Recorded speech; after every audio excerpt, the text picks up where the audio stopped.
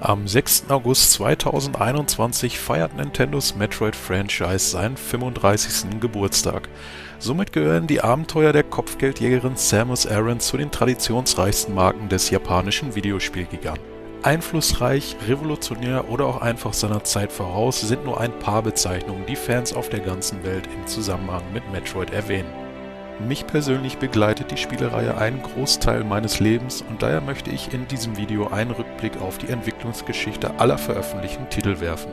Also schnallt euch an, denn wir unternehmen einen rasanten Flug durch die Tiefen der Galaxis.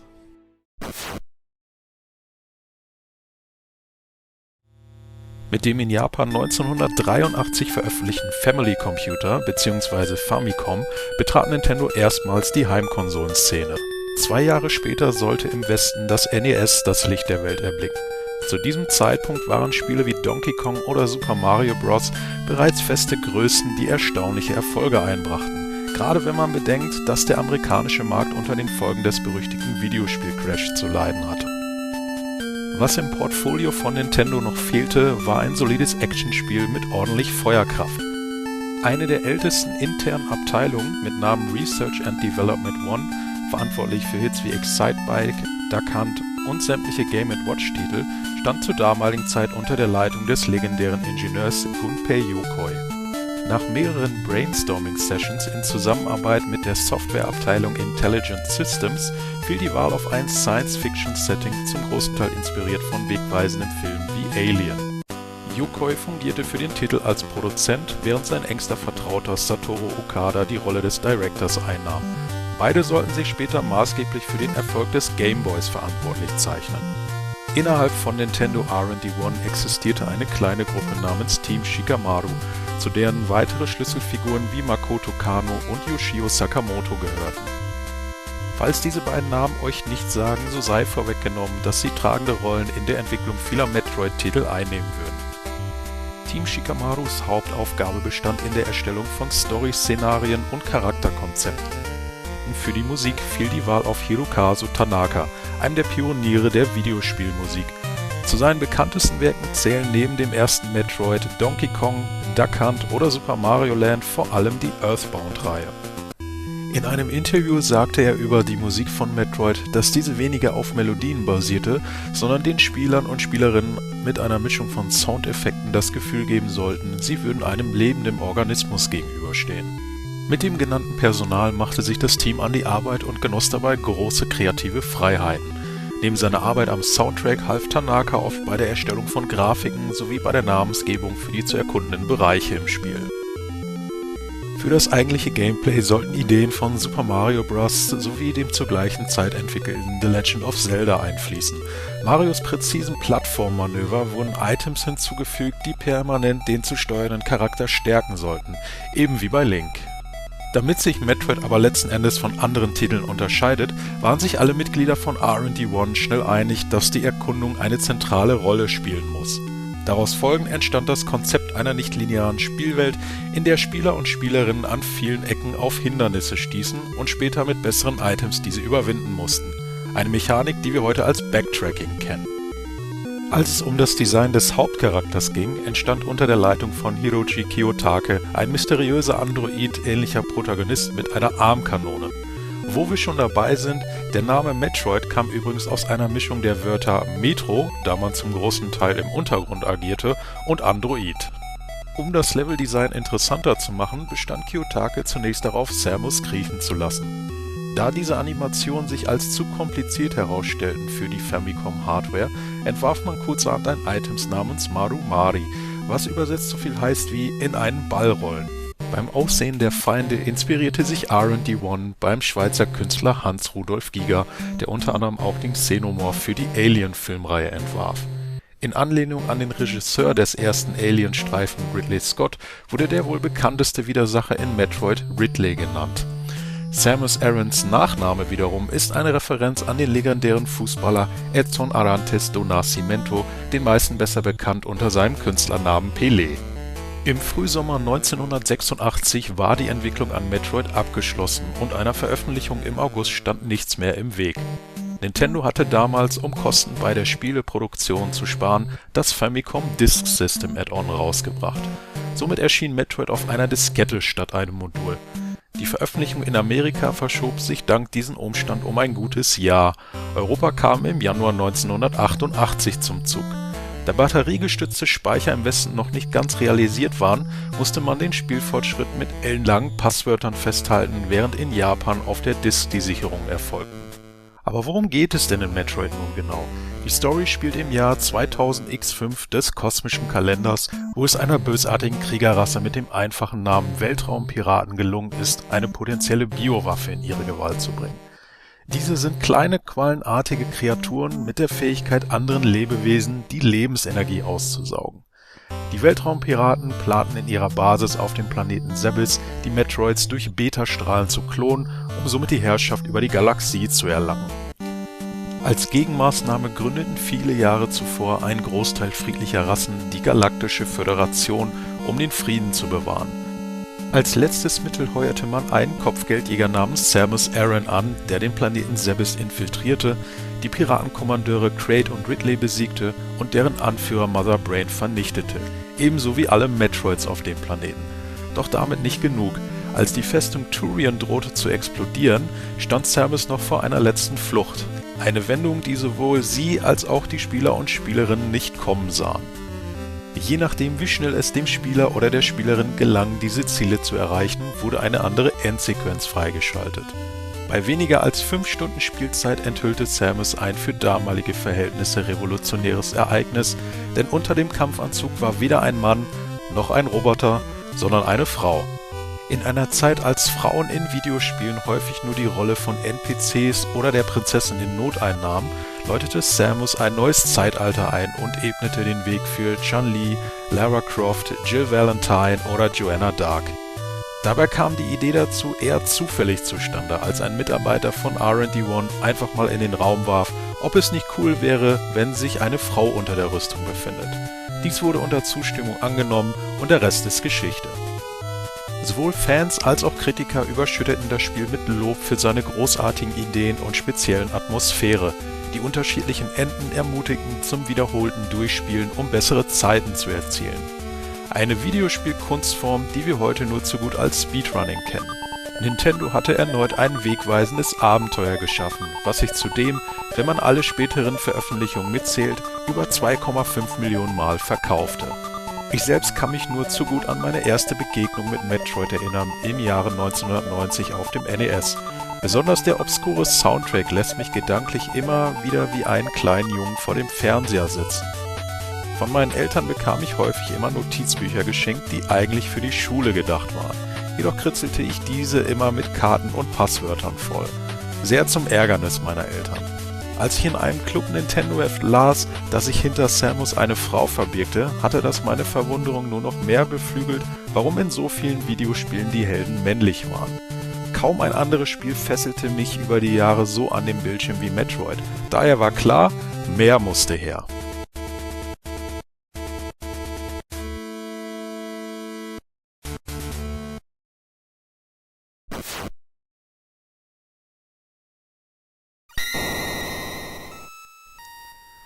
Überraschenderweise blieb es viele Jahre nach dem Release 1986 sehr ruhig um die beste Kopfgeldjägerin der Galaxis. Auf dem NES oder Famicom erschien kein weiteres Sequel, trotz des beachtlichen Erfolges. Einer der Gründe lag vermutlich auf den schwachen Absatzzahlen in Japan, denn tatsächlich war im Gegensatz zu Mario und Zelda das Weltraumabenteuer nur im Westen wirklich erfolgreich. Daher genoss Metroid nicht die höchste Priorität im Land der aufgehenden Sonne. Anfang der 90er erfreute sich der von Gunpei Yokoi und R&D1 entwickelte Game Boy dank Hits wie Tetris oder Super Mario Land extremer Beliebtheit. Infolgedessen gab die Führungsetage endlich grünes Licht für ein Sequel auf dem Handheld. Da dieser natürlich einen deutlich kleineren Bildschirm sowie nur 4 Farbtöne in Schwarz-Grün bot, kam R&D1 nicht um einige Anpassungen herum. Der noch kleinere Speicherplatz der Module führte letztendlich zu dem Entschluss, das Spiel wesentlich linearer zu machen. In den Regiestuhl hüpfte dieses Mal Samus Charakterdesigner Hiroji Kiyotake in Zusammenarbeit mit Hiroyuki Kimura. Bis auf Designer Makoto Kano und Produzent Gunpei Yokoi war fast ausschließlich neues Personal für das erste Sequel zuständig. Kiyotake und Kano waren sich schnell einig, dass Metroid 2 Return of Samus, so der offizielle Titel, grafische Maßstäbe setzen muss, damit er aus der Masse an vielen NES-Portierungen heraussticht. Oberste Priorität: Die Spieler sollten einen herausragenden Detailgrad an Samus Rüstung und dessen Animationen sehen. Um dies zu bewerkstelligen, musste der 2D-Sprite in Relation zum Bildschirm vergrößert werden. Kein leichtes Unterfangen, wenn man an das kleine Display des Gameboys denkt. Im Gegenzug sah man so vom Geschehen deutlich weniger als auf einem Fernseher, wodurch die Umgebung zusammengequetschter wirkten. Aber Kiyotake hielt an dem Design fest, in der Hoffnung, dass der gewonnene Ersteindruck bei Spieler und Spielerinnen durch die detaillierte Grafik positiv ist. Wegen der fehlenden Farbe musste ebenso Samus Rüstung neu designt werden. Da auf dem NES der Unterschied zwischen Power und dem stärkeren Warrior-Suit durch Farbe gekennzeichnet war, veränderte man die Schulterpartien in eine runde Variante, welche seitdem bis heute Bestand hat. Ein weiterer wichtiger Punkt: die Verbesserung der Steuerung. Samus konnte sich nun endlich ducken, um somit kleinere Gegner problemlos zu erledigen und in der Luft nach unten zielen, was beim Erkunden ein echter Segen war. Wie vorher schon erwähnt, gestaltete das Entwicklerteam den Spielablauf wesentlich linearer.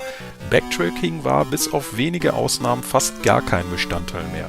Fortschritte erzielten sich nach wie vor durch das Erringen von Items, aber noch mehr durch die Vernichtung einer bestimmten Anzahl Metroids in einem Bereich.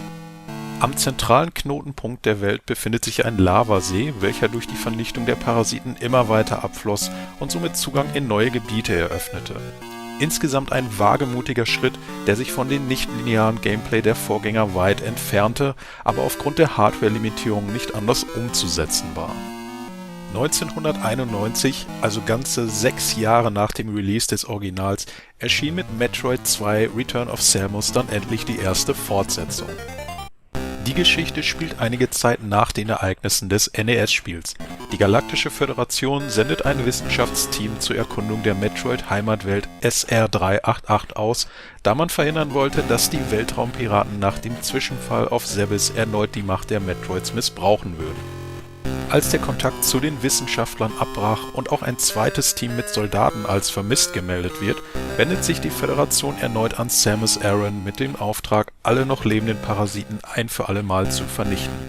Schnell musste sie jedoch feststellen, dass die Energiesauger in ihrem heimischen Klima deutlich gefährlicher sind.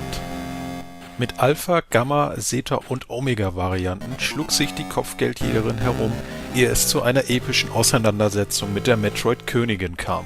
Nach einem knappen Sieg stieß Samus auf ein letztes Metroid-Exemplar, einem Baby, was sie nach reichlicher Überlegung verschonte und mit sich nahm. Eine Entscheidung mit weitreichenden Folgen. Mit Metroid 2 Return of Samus machten sich viele kritische Stimmen bemerkbar. Zum einen wegen der ungewohnten Linearität und des an vielen Stellen ohrenbetäubenden Soundtracks von Ryuichi Yoshitomi. Zudem waren die Bosskämpfe gegen die Metroid-Mutationen sehr eintönig. Jedoch gilt der Titel als ein gutes Beispiel, zu was der Game Boy visuell technisch imstande ist.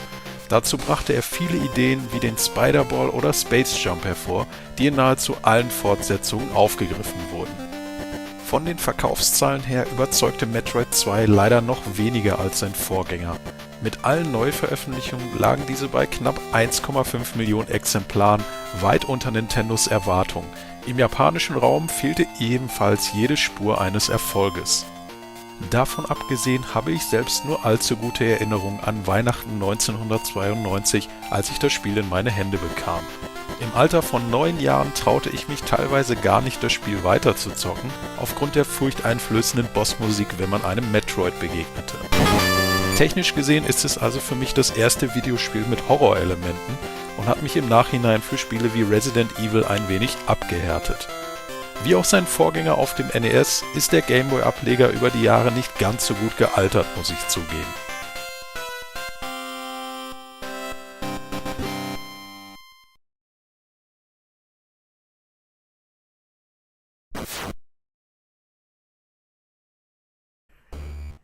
Mit 2 Titeln im Gepäck in einem Genre, was nach der Ansicht von R&D1-Designer Yoshio Sakamoto noch sehr viel Potenzial bot, wollte er unbedingt an einem Nachfolger auf einer Heimkonsole arbeiten.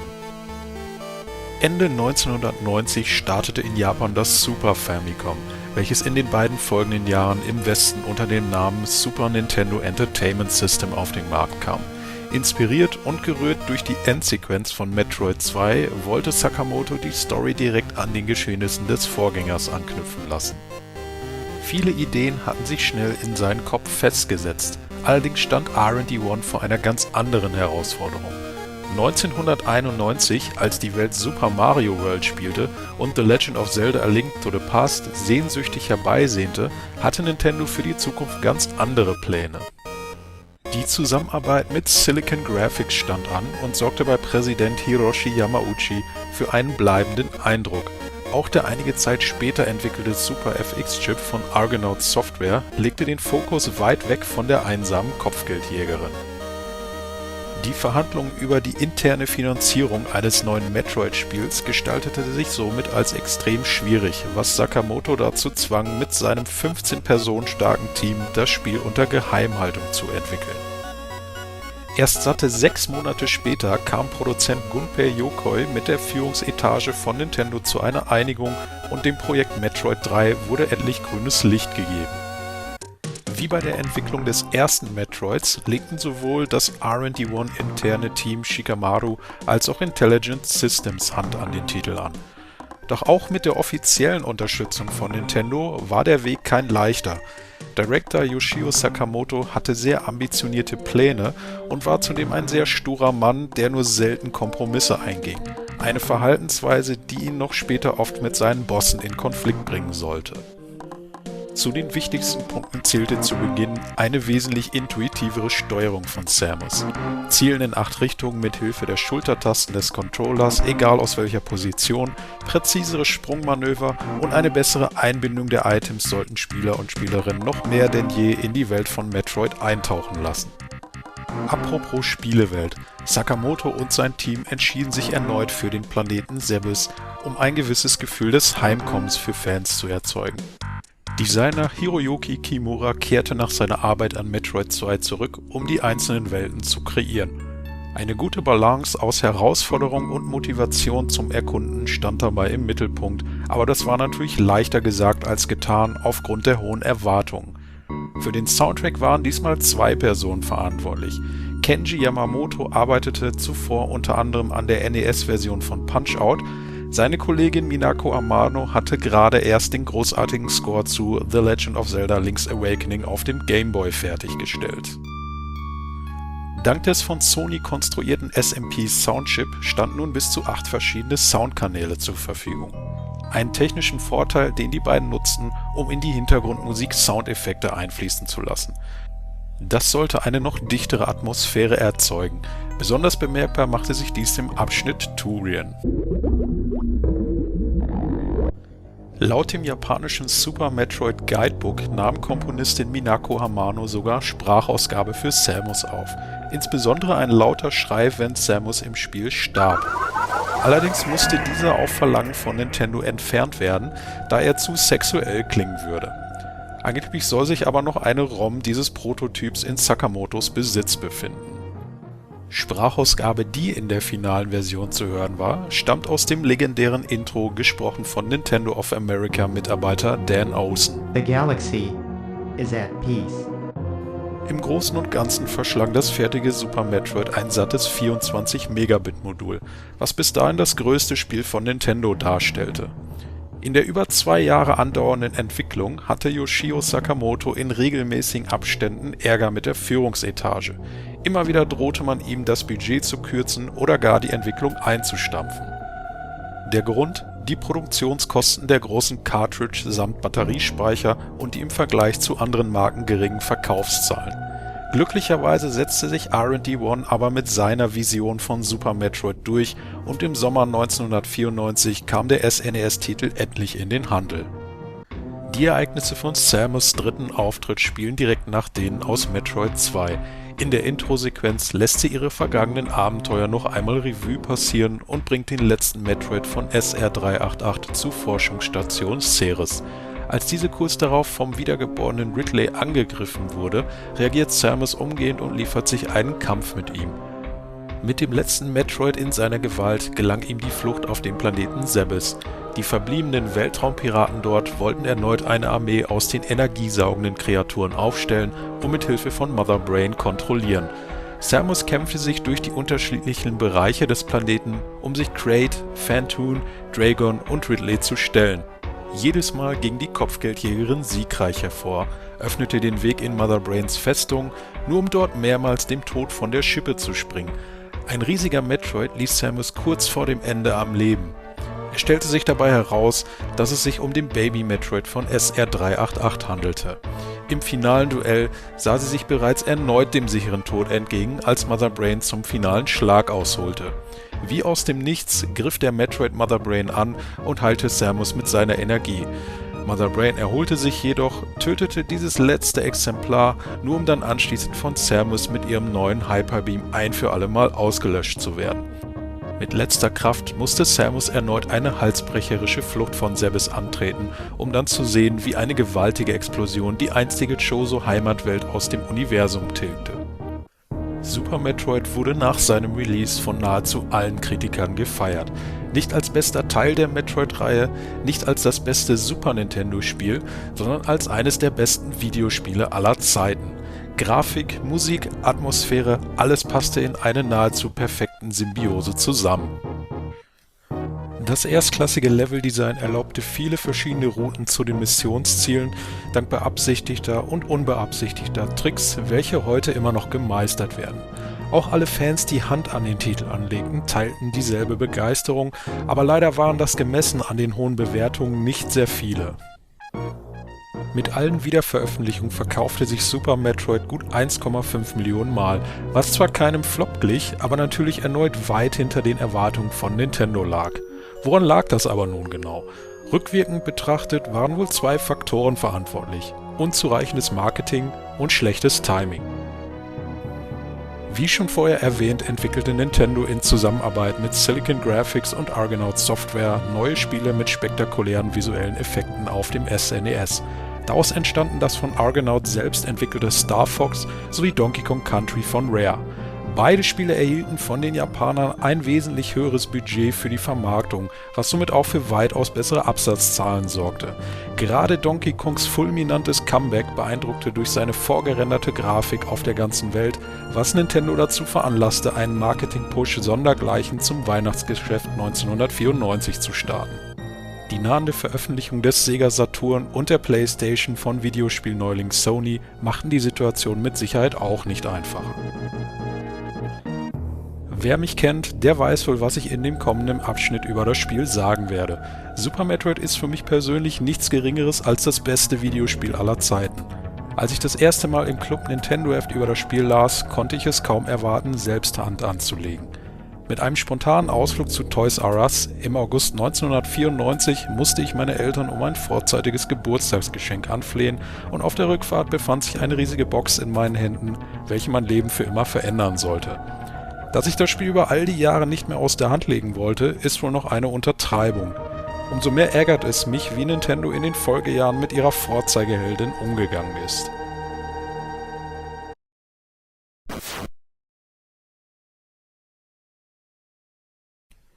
Mitte der 90er Jahre, als die Spieleindustrie den Sprung in das 3D-Zeitalter machte, sah Nintendo sich zwei neuen Bedrohungen entgegen: den rasanten Aufstieg des selbstgeschaffenen Rivalen Sony und dem massiven Flop des Virtual Boys. Gunpei Yokoi war an der Entwicklung von letzterem direkt beteiligt und nahm nach 31 Dienstjahren im August 1996 seinen Hut. Somit fehlte der wichtigste Verhandlungspartner mit Nintendos Geschäftsleitung für die interne Finanzierung neuer Metroid-Titel. Yokoi gründete seine eigene Firma Koto Labs, bevor er auf tragische Weise bei einem Autounfall ein Jahr später verstarb.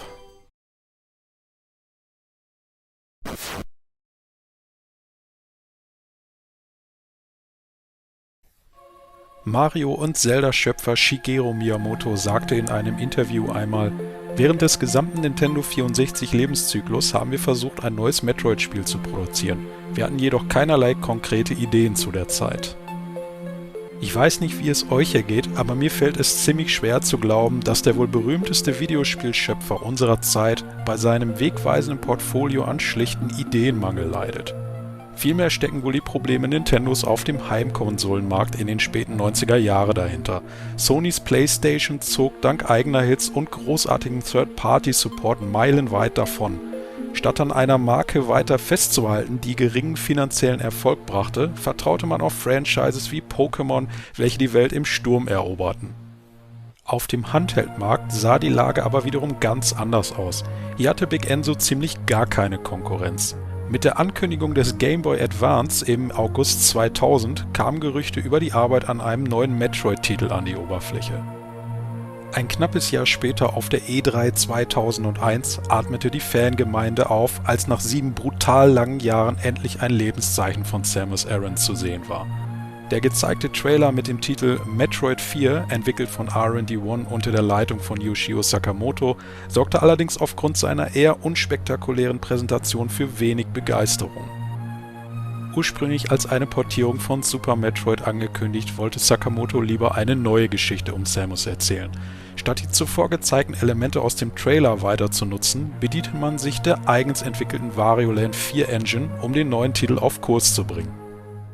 Chefprogrammierer Katsuya Yamano sowie Systemmanager Takehiko Hosokawa werkelten zusammen mit Sakamoto an einem neuen Spielprinzip, ohne sich an vergangenen Metroid-Titeln zu sehr zu orientieren. Der Ablauf sollte strukturierter vonstatten gehen durch ein zielbasiertes System. Das Design von Samus' Rüstung wurde neu konzipiert und eine spannende Geschichte musste im Vordergrund stehen. Dabei durften aber keinesfalls Bestandteile der Metroid-DNS verloren gehen. Neue Items mit der damit verbundenen Erkundung einer fremden Umgebung müssen erneut eine einzigartige Atmosphäre erzeugen, um den Standard der Reihe gerecht zu werden oder gar die Messlatte höher zu legen. Statt auf einem Planeten wie in allen Vorgängern wählte man dieses Mal eine Raumstation als Schauplatz, was in Verbindung mit einem bestimmten Gegner auch mehr Sinn machte. Die Rede ist dabei von Samus' Doppelgänger, dem SAX. Diese monströse Gestalt verfolgte Samus durch einen guten Teil des Spiels, ähnlich wie ein gewisser Nemesis in einem anderen Franchise. Sakamoto selbst war immer ein Anhänger der Philosophie, dass mit jedem seiner Titel etwas Neues, bisher noch nie Dagewesenes einfließen sollte. Diesen Innovationsdruck gab er auch stets an sein Team weiter. Zusammen mit der Kritik am E3 2001 Trailer wurden für das kommende Jahr das Spiel in Sachen Farbpalette und Detailgrad ordentlich auf Vordermann gebracht. Der Soundtrack stammt erneut aus der Feder von Minako Hamano in Kooperation mit Akira Fujiwara. In einem Interview sagte sie, dass der Soundtrack sehr viel Wert auf Ambiente statt auf Melodien legen sollte. Besonders im Zusammenhang mit der großen Menge an Dialogen mit dem Navigationscomputer Adam. Dieser basiert übrigens auf dem neu vorgestellten Charakter Adam Malkovich, Samus' früheren Befehlshaber bei der Galaktischen Föderation. Von Hamano stammen übrigens auch die Ansagen auf der Station. Pläne für mehr Sprachausgabe mussten wegen der limitierten Speicherkapazität begraben werden. Metroid Fusion, so der finale Titel, erschien dann im November 2002. Somit endete eine über 8 Jahre lang dauernde Durststrecke. In der offiziellen Metroid-Storyline ist es die letzte Mission von Samus Aran. Sie beginnt einige Zeit nach den Ereignissen von Super Metroid mit einer Untersuchung des Planeten SR388. Durch das Aussterben der Metroids auf deren Heimatplaneten hat sich eine parasitäre Lebensform namens X dort niedergelassen. Durch eine Infektion crashte Samus' Schiff in einen Asteroiden und als wäre das nicht schon eine Nahtoderfahrung genug, musste ein Serum aus Metroid-DNS injiziert werden, um sie vor dem Parasiten zu heilen. Mit dem dadurch gewonnenen Fusion Suit schickte die Galaktische Föderation sie zur Raumstation Biologic Space Lab, um dort einen Vorfall in der Quarantänestation zu untersuchen. Schnell breiteten sich die X auf der ganzen Station aus. Von den auf SR388 gesammelten Lebewesen bis hin zu den Wissenschaftlern und sogar den Resten von Samus' alten Varia-Suit, alles diente den X als Wirt. Samus selbst musste den Befehlen einer kleinkarierten KI folgen, während sie sich vor ihrem Doppelgänger SAX versteckte. Dabei kam sie Geheimexperimenten mit Metroids von der Galaktischen Föderation auf die Spur. Wie sich dann herausstellte, sollte der Navigationscomputer Samus auf der Station festhalten, bis ein Team von Soldaten eintrifft, um lebende Proben der X zu sammeln. In einer schockierenden Wendung machte der Computer Samus den Vorschlag, die Station auf Kollisionskurs mit SR-388 zu senden, was sie zu einem Kampf mit dem SAX zwang. Nach dem Sieg erreichte sie nur wenige Minuten vor dem Einschlag ihr Schiff, nur um von einem Omega-Metroid überrascht zu werden. In einem von Super Metroid inspirierten Finale war es das SAX, was dieses Mal Samus' Leben rettete. Sie entkam und bis auf der DNS in ihrem Körper gab es nun keinerlei Spuren mehr von Metroids in der Galaxis. Nach der langen Lehre war die Veröffentlichung von Metroid Fusion ein Slam Dunk. Kritiker vergaben reihenweise Höchstwertungen, während Fans einfach nur froh waren, dass ihre Lieblingskopfgeldjägerin aus dem Kälteschlaf erwachte. Wie gewohnt stachen Grafik, Atmosphäre sowie Leveldesign hervor, während der für Metroid-Verhältnisse manchmal zu lineare Spielablauf auf der Kontraliste landete. Die Verkaufszahlen zeigten mit gut 2 Millionen verkauften Exemplaren, dass die Nachfrage nach Metroid-Spielen auf einem guten Weg waren und das ging an Nintendo definitiv nicht spurlos vorbei. Meine persönliche Geschichte mit Metroid Fusion ist eine etwas merkwürdige, da ich von der Entwicklung des Spiels damals nicht viel mitgekriegt habe. Erst mit einer Vorstellung bei der damaligen Spielesendung Giga Games wurde ich auf den Titel aufmerksam. Tatsächlich ladete ich mir am gleichen Abend eine ROM für einen GBA-Emulator runter, um den Titel zu spielen. Ja, jeder von uns hat wohl schon mal diese böse Tat vollbracht. Aber wenige Wochen später zum Release in Deutschland kaufte ich mir das Spiel und war einfach nur froh, endlich einen neuen Metroid-Titel spielen zu dürfen.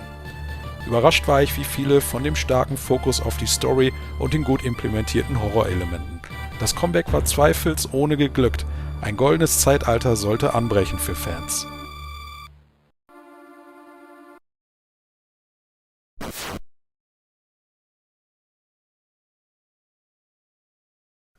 Zurück in den späten 90ern kämpften etablierte Franchises mit ihrem Einzug in das 3D-Zeitalter. Viele wagten den Sprung, aber nur wenige schafften diesen auch ohne von den immensen Erwartungen zerschmettert zu werden. Das Nintendo 64 musste sich in dieser Generation dem Newcomer Sony klar geschlagen geben. Zu wenig Third-Party-Unterstützung, höhere Produktionskosten durch Module, aber auch einige Kritik wegen zu vieler Spiele mit Kindern als Zielgruppe kosteten den Japanern unter anderem die Vormachtstellung in der Heimkonsolensparte. Klar, dass für die nächste Generation nun Handlungsbedarf bestand. Dabei spielte ein Mann namens Jeff Spangenberg eine entscheidende Rolle. Spangenberg gründete 1991 das Softwarestudio Iguana Entertainment, entwickelte unter Publisher Acclaim-Portierungen diverse Arcade-Hits wie NBA Jam, aber auch den brutalen First-Person-Shooter Turok auf dem N64. Turok war einer der ersten Third-Party-Millionenseller auf der Konsole, was Nintendo sehr beeindruckte. Noch besser lief es für den Nachfolger Turok 2 Seeds of Evil. 1998 feuerte Acclaim Spangenberg, was eine Klage wegen Vertragsbruch nach sich zog. Daraufhin gründete er eine gewisse Firma namens Retro Studios. Unter dem Namen Project Dolphin nahm Nintendo seine nächste Hardware in Angriff und investierte für ein weiter gestricktes Softwareportfolio über $1 Million in die vielversprechende Firma. Im Gegenzug sollten daraus 5 exklusive Spiele auf der neuen Konsole entstehen. Im Jahr 2000, als niemand geringerer als Shigeru Miyamoto auf Visite im Retro-Hauptquartier in Texas war, kehrte er enttäuscht nach Japan zurück. Ein chaotisches Arbeitsklima sowie kaum Fortschritte an den versprochenen 5 Titeln sorgten für drastische Maßnahmen. 4 Spiele wurden direkt wieder eingestampft und bevor der gesamten Partnerschaft das gleiche Schicksal drohte, schlug der Mario-Erfinder vor, alle verfügbaren Ressourcen in ein Projekt mit dem größten Potenzial zu investieren. Eine Engine mit dem Titel Action Adventure. Das sollte nicht das letzte Mal sein, dass Miyamoto massiven Einfluss auf die Entwicklung wichtiger Spiele bei Nintendo-Partnern nahm. Stichwort Diddy Kong Racing und Dinosaur Planet. Kurz vor der Space World 2000 Messe sahen er und sein Kollege Kensuke Tanabe, wie gut die von Retro Studios entwickelten Konzepte in ein Metroid-Spiel passen könnten. Dieser Schritt brachte die bisherige Arbeit in eine fokussiertere Richtung, aber bedeutete auch eine ganze Menge Druck.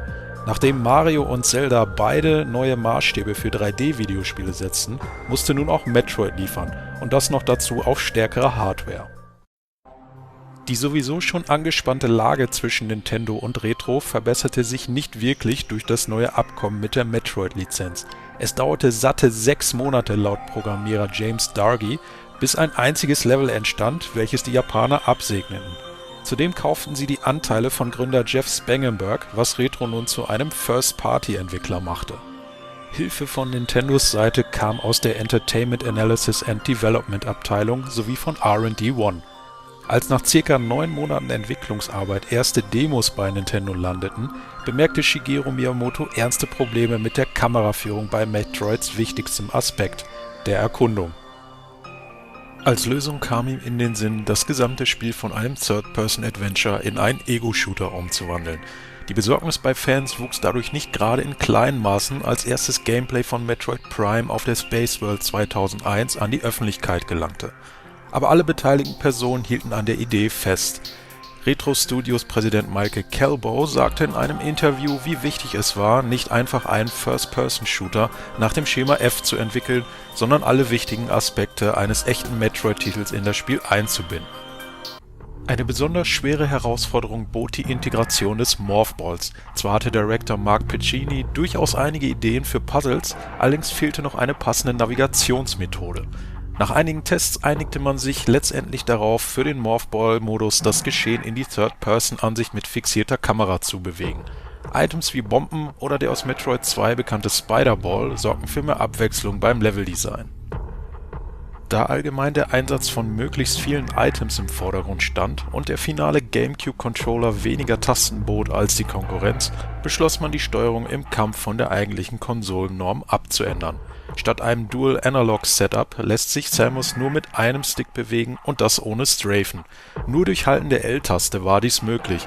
Im Prinzip funktionierte das Anvisieren von Gegnern ähnlich wie in Zelda Ocarina of Time oder Majora's Mask mit dem sogenannten Z-Targeting. Auf Seiten von Nintendo kümmerte man sich um die Komposition der Musik. Niemand Geringeres als Metroid-Veteran Kenji Yamamoto übernahm die Verantwortung, passende Hintergrundmusik für Samus' erstes 3D-Abenteuer zu erstellen. Dabei sah er es als seine Priorität an, den Fans ein Geschenk zu machen, indem er bereits bekannte Melodien neue Remixe gab. Auch neue Tracks untermalten wie in allen Vorgängern die Atmosphäre. Während der letzten 9 Monate arbeitete das Team von Retro Studios zeitweise bis zu 100 Stunden pro Woche, um die von Nintendo gesetzte Deadline zu schaffen. Aber auch die eigenen Ambitionen, nicht einfach einen weiteren Ego-Shooter auf den Markt zu bringen, taten ihr Übriges dazu bei.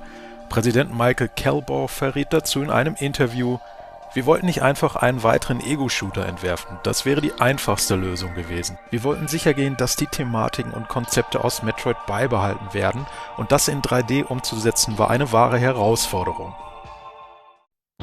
Die Story von Metroid Prime spielt einige Zeit nach der ersten Mission von Samus auf dem NES.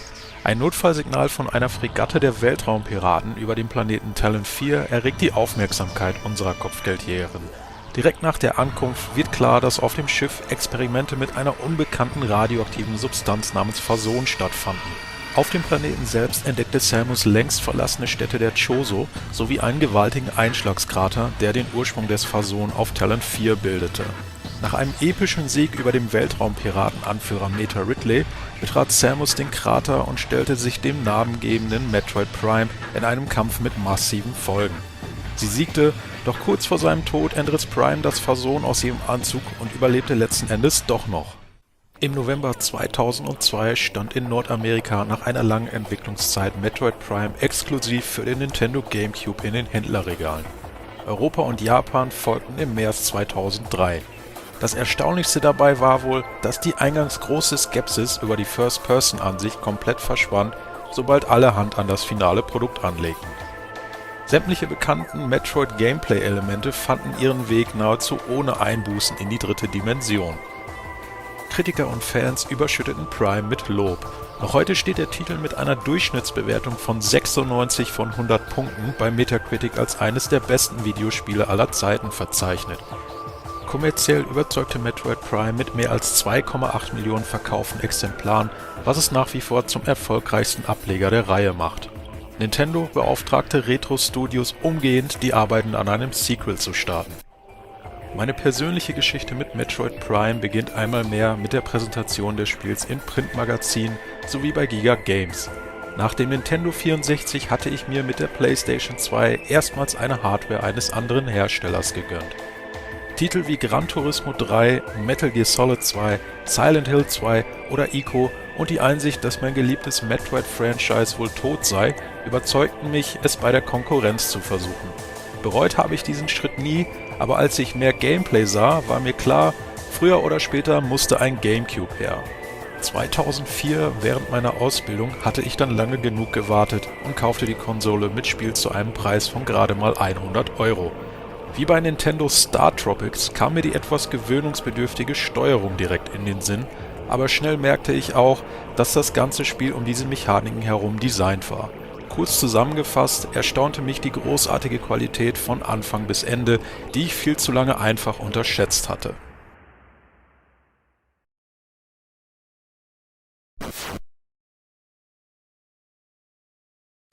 Doch wie sah es eigentlich bei Nintendo R&D 1 nach der Veröffentlichung von Metroid Fusion aus? Der Game Boy Advance erhielt in den bisherigen Jahren bereits eine Flut von portierten SNES-Klassikern. Mario, Zelda, Donkey Kong oder später auch Final Fantasy VI. Yoshio Sakamoto bekam nach der Fertigstellung von Metroid Fusion erneut von einem Mitarbeiter den Vorschlag, Super Metroid auf das System zu bringen. Ein weiteres Mal lehnte er dies aber ab. Durch die guten Verkaufszahlen von Metroid Prime war klar, dass mittlerweile eine ganz neue Generation von Spieler und Spielerinnen sich mit der Franchise vertraut machten.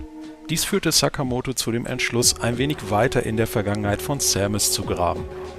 Der 1986 veröffentlichte Erstling sollte dabei die Basis dieses neuen Projektes sein, mit dem Titel Metroid Zero Mission. In den Regiestuhl sprang Sakamoto erneut selbst, was dazu führte, dass einmal mehr durch Innovation geklotzt werden musste. Gleich zu Beginn stand das Team somit vor der Herausforderung, möglichst viele neue Elemente in das Remake einzubauen. Für den Anfang modifizierte man die in Fusion verwendete Engine und erweiterte das eher zu repetitive Leveldesign des Originals drastisch. Aber auch langjährige Fans sollten keinesfalls zu kurz kommen, denn Wiedererkennungswert stellte für R&D 1 eine wichtige Facette dar. Da nun erstmals 2 Metroid-Spiele auf der gleichen Hardware erschienen, nutzte man die für Fusion entwickelte Engine mit starken Modifikationen wie erwähnt. Sakamoto war und ist übrigens einer der wenigen Entwickler bei Nintendo, die an die Wichtigkeit einer guten Story in einem Videospiel glauben. Daher bestand er darauf, neue Cutscenes für Zero Mission zu erstellen. Zudem wurde Samus' Geschichte neu geschrieben an einigen Stellen, besonders was ihre Vergangenheit mit den Chozo betrifft. So viele Dialoge wie in Fusion wollte er vermeiden und durch kurze Cutscenes ersetzen, die genug Interpretationsspielraum bieten. Für Kenner des Originals hatte Sakamoto aber noch eine ganz andere Überraschung im Gepäck. Der neue Sektor Chozodia sowie das Mutterschiff der Weltraumpiraten nach dem eigentlichen Finale des Spiels hatte wohl keiner so recht auf dem Plan, wie auch der Fokus auf Stealth-Gameplay. Durch Zero Mission entstand auch erstmals das auch heute noch verwendete Design des sogenannten Zero Suits. Sakamoto betonte immer wieder, wie schwierig es war, diesen letzten Abschnitt ins Spiel zu bringen, aber auch, dass er sehr stolz auf das fertige Produkt war. Apropos fertig, im Frühjahr 2004 war es dann soweit und Metroid Zero Mission kam weltweit für den GBA in die Händlerregale. Die Geschichte ist so ziemlich dieselbe wie im Original. Samus Aran soll auf dem Planeten Zebes die Weltraumpiraten und deren geklonte Metroid-Armee auslöschen, sowie deren Anführer Mother Brain. Wie schon angesprochen, enthielt das Remake nach der Fluchtsequenz aber noch eine Überraschung. Samus geriet in einen Hinterhalt der Weltraumpiraten, verlor dabei ihr Schiff und ihren Powersuit und musste gestrandet beim Mutterschiff ihrer ärgsten Feinde nur mit minimaler Ausrüstung um ihr Überleben kämpfen. Mit knapper Not entkam Samus in einen anliegenden Tempel der Chozo, wo sie nach einem Test ihren voll ausgerüsteten Varia-Suit erhielt. Nach einem Kampf gegen Mecha Ridley flüchtete Samus aus dem explodierenden Schiff und der Rest ist bekanntlich Geschichte. Metroid Zero Mission verkaufte sich knapp über 1 Million Mal, was einen weiteren Erfolg für die Serie in Stein meißelte. Bemerkenswert sind allerdings die deutlich geringeren Absatzzahlen im Vergleich zu Metroid Prime auf dem GameCube. Der GBA verkaufte sich deutlich besser als Nintendos Heimkonsole, was natürlich mehr potenzielle Käufer und Käuferinnen ansprach. Jedoch griffen diese einfach nicht zu. Ein möglicher Grund dafür, neben der allgemein geringeren Beliebtheit der Franchise, dürfte wohl auch die bevorstehende Ablösung durch den Nintendo DS auf dem Handheldmarkt sowie die Konkurrenz durch die Sony PSP sein. Für mich selbst war Zero Mission selbstverständlich ein weiterer Pflichttitel, auf den ich mich sehr freute. Ich weiß noch, wie ich wenige Tage vor Release immer wieder nach der Arbeit in sämtlichen Läden schaute, in der Hoffnung, das Ding in meine Finger zu kriegen. Die Sucht packte mich sehr schnell, sogar ein wenig zu schnell, denn bereits einen Tag nach dem Kauf flimmerten bei mir die Credits über den kleinen GBA-Bildschirm. Das Spiel selbst war ohne Zweifel grandios und gilt nicht umsonst als eines der besten Remakes aller Zeiten, ist aber, wie ich finde, ein wenig zu kurz geraten. Zumindest für alle, die es nicht unbedingt auf 100% Vervollständigung abgesehen hatten. Viele der Items waren häufig hinter komplexen Speedbooster-Puzzles versteckt, die viel Geduld erforderten. Meiner Meinung nach aber genau die richtige Mischung für ein herausforderndes Metroid-Erlebnis, aber insgesamt wirkte die Welt kleiner als bei Super Metroid oder Fusion. Nichtsdestoweniger hat der Titel für mich einen hohen Wiederspielwert, wie fast jeder andere Ableger.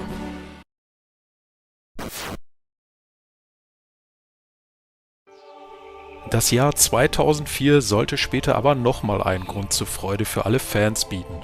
Wie zuvor erwähnt, beauftragte Nintendo die Retro Studios mit einer Fortsetzung zu Metroid Prime. Das amerikanische Softwareunternehmen machte sich auch sofort an die Arbeit. Mark Pacini nahm erneut im Regiestuhl Platz. Ein festes Ziel steckte er sich damit, noch mehr aus dem GameCube herauszuholen. So verzichtete man einen Großteil der geschaffenen Engine des Vorgängers zu nutzen, was natürlich zur Folge hatte, dass fast alles von neuem entwickelt wurde.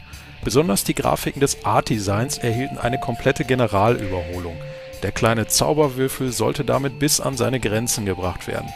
Nicht nur auf der technischen Seite musste der Titel überzeugen, sondern auch bei neuen Gameplay-Ideen. Das Team bei Retro legte sich schnell auf einer Hauptthematik zwischen Hell und Dunkel fest. Samus sollte in einem ständigen Konflikt zwischen den beiden Elementen sein, was sich in ihrer Ausrüstung widerspiegelt. Glücklicherweise hatte man dafür genau den richtigen Mann im Produzententeam. Kensuke Tanabe arbeitete am SNES-Klassiker The Legend of Zelda: A Link to the Past als Szenario-Designer. Seine Ratschläge erwiesen sich als sehr wertvoll für die helle Welt-dunkle Welt-Mechanik, um die das gesamte Spiel designt wurde. Im Gegensatz zum Vorgänger lag auch ein höheres Augenmerk auf der Präsentation. Designer Mike Wyken sagte in einem Interview, dass man durch eine wesentlich höhere Anzahl an Cutscenes besser in die Welt von Metroid eintauchen sollte. Wichtig war ihm ebenfalls, dass dabei Metroids und Weltraumpiraten eine weniger präsente Rolle spielen. Da Samus auf einem komplett neuen Planeten namens Aether ihren Fuß setzte, konfrontierte sie sich damit natürlich auch mit neuen Gefahren. Die Kriegerrasse Ing rückte dabei in den Fokus. Diese stammten von der dunklen Seite des Planeten, waren hochaggressiv und liebten es mehr als alles andere, durch ihre dunkle Masse andere Lebewesen zu verseuchen. Doch damit nicht genug. Retro Studios hatte die Absicht, Metroid Prime 2 deutlich schwieriger zu machen. Fans sollten sich nicht nur Sorgen um ihr Überleben machen bei den Bosskämpfen, sondern auch beim allgemeinen Erkunden. Gerade auf dem Dark Aether, da allein die Atmosphäre schon schädlich für Samus war. Die fantastischen Bosskämpfe des Vorgängers bildeten bereits eine außerordentlich gute Basis, auf der man weiterhin aufbaute. Besondere Konzentration galt dabei, nicht jeden Kampf gegen ein großes Monstrum zu bestreiten. Aus dieser Sichtweise entstand schließlich die dunkle Samus, ein aus dem in ihrem Anzug enthaltenen Phason entstandener Klon. Ein Kritikpunkt, an dem Retro arbeiten wollte, war die Implementierung bekannter Items. Allen voran die Screw Attack stand immer sehr weit oben auf der Liste der Fans. Jedoch graute es den Leveldesignern davor, diese Mechanik zu realisieren, da man befürchtete, Spieler und Spielerinnen nutzten dies, um zum Beispiel sich aus einem Level zu katapultieren. Berechtigterweise, wenn man sich heute Speedruns der GameCube-Fassung ansieht. Für die Musikuntermalung kehrte erneut Kenji Yamamoto zurück, und dass er erneut ablieferte, ist wohl ein großes Understatement.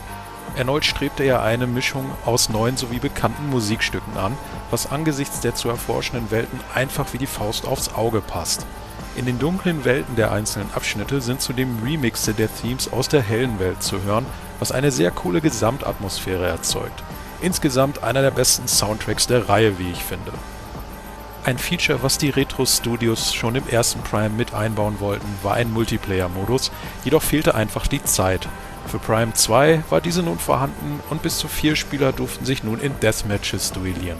Da Metroid sich jedoch nicht wie ein reiner Shooter steuerte, wollte man sicher gehen, dass mit den Spielmechaniken Metroid-Fans eine Spielerfahrung serviert bekommen, die sofort für Wiedererkennungswert sorgte. Nach der stressigen Entwicklung war es im November 2004 soweit, als Metroid Prime 2 Echoes veröffentlicht wurde. Zuvor startete Nintendo eine sehr bemerkenswerte Werbekampagne. Ähnlich wie bei Microsofts Halo 2 mit dem alternativen Realitätsspiel Isle of Beasts stellten die Japaner eine mysteriöse Website mit Verschwörungstheorien unter dem Namen Channel 51 ins Internet. Mit Botschaften wie "All your bees are belong to us" oder "Never send a man to do a woman's job" war klar, an wen sich das Ganze richtete.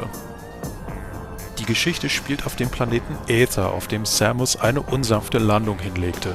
Die Kopfgeldjägerin reiste dorthin, nachdem von einem Bataillon Föderationssoldaten ein Notsignal herausging. Wie sich herausstellte, crashte dort ebenfalls ein Meteorit, was eine dunkle Variante der Welt entstehen ließ. Über diese herrschte eine feindselige Rasse namens Ing, die sich in einem langen Krieg mit dem friedlichen Volk der Luminoth befand. Durch ein gefundenes Energietransfermodul half Samus dessen Anführer Umos, die Lichtenergie aus dem dunklen Aether zurückzugewinnen. Dabei stieß sie auf Metroid Prime, welcher das Duell auf Talon 4 überlebte und durch das absorbierte Phason sich in die dunkle Samus verwandelte. Nach schweren Kämpfen in den Ödlanden von Argon, dem Torvus-Sumpf und der geheiligten Festung erreichte Samus den Ing-Imperator. Ein hart erkämpfter Sieg hatte zur Folge, dass der dunkle Aether komplett vor dem Kollaps stand. Eine erneute Flucht war angesagt, und hätte die dunkle Samus sich um ihre eigenen Angelegenheiten gekümmert, wäre diese auch problemlos erfolgt. Aber das Licht siegte erneut, das finstere Abbild war besiegt und Samus verließ unter Jubel der Luminoth den Planeten. 2004 war für mich als Metroid-Fan ein großartiges Jahr. Angefangen mit Zero Mission kaufte ich mir schon, wie erwähnt, später einen Gamecube mit Metroid Prime und musste auch nicht allzu lange auf den Nachfolger warten. Glücklicherweise erwarb ich ebenfalls schon vorher einen neuen Fernseher mit 60 Hertz Funktion, denn sonst hätte ich sprichwörtlich in die Röhre geguckt, da der Titel nicht auf den üblichen 50 Hertz Geräten lief. Aber was ich dort geboten bekam, brachte mich einfach nur zum Staunen. Die grafischen Verbesserungen alleine zeigten, welch unentdecktes Potenzial in dem kleinen Würfel steckte. Aber auch spielerisch überzeugte der Titel. Der höhere Schwierigkeitsgrad wirkte keineswegs billig, sondern bot eine ansprechende Herausforderung. Die abwechslungsreicheren Bosskämpfe taten ihr Übriges dazu bei. Einzig der große Sammelquest gegen Ende des Spiels zieht das Gesamterlebnis ein wenig runter, da Retro Studios die Schlüssel einfach zu gut versteckte.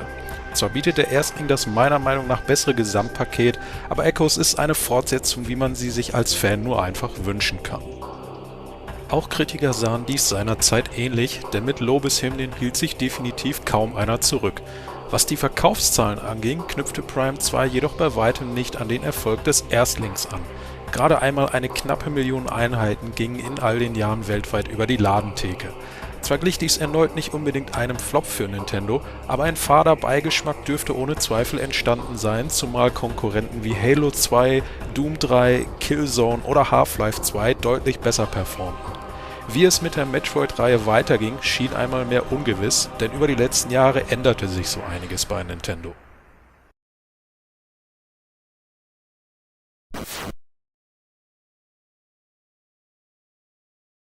In den ersten Jahren des 21. Jahrhunderts nahmen einige Schlüsselfiguren ihren Abschied bei Nintendo.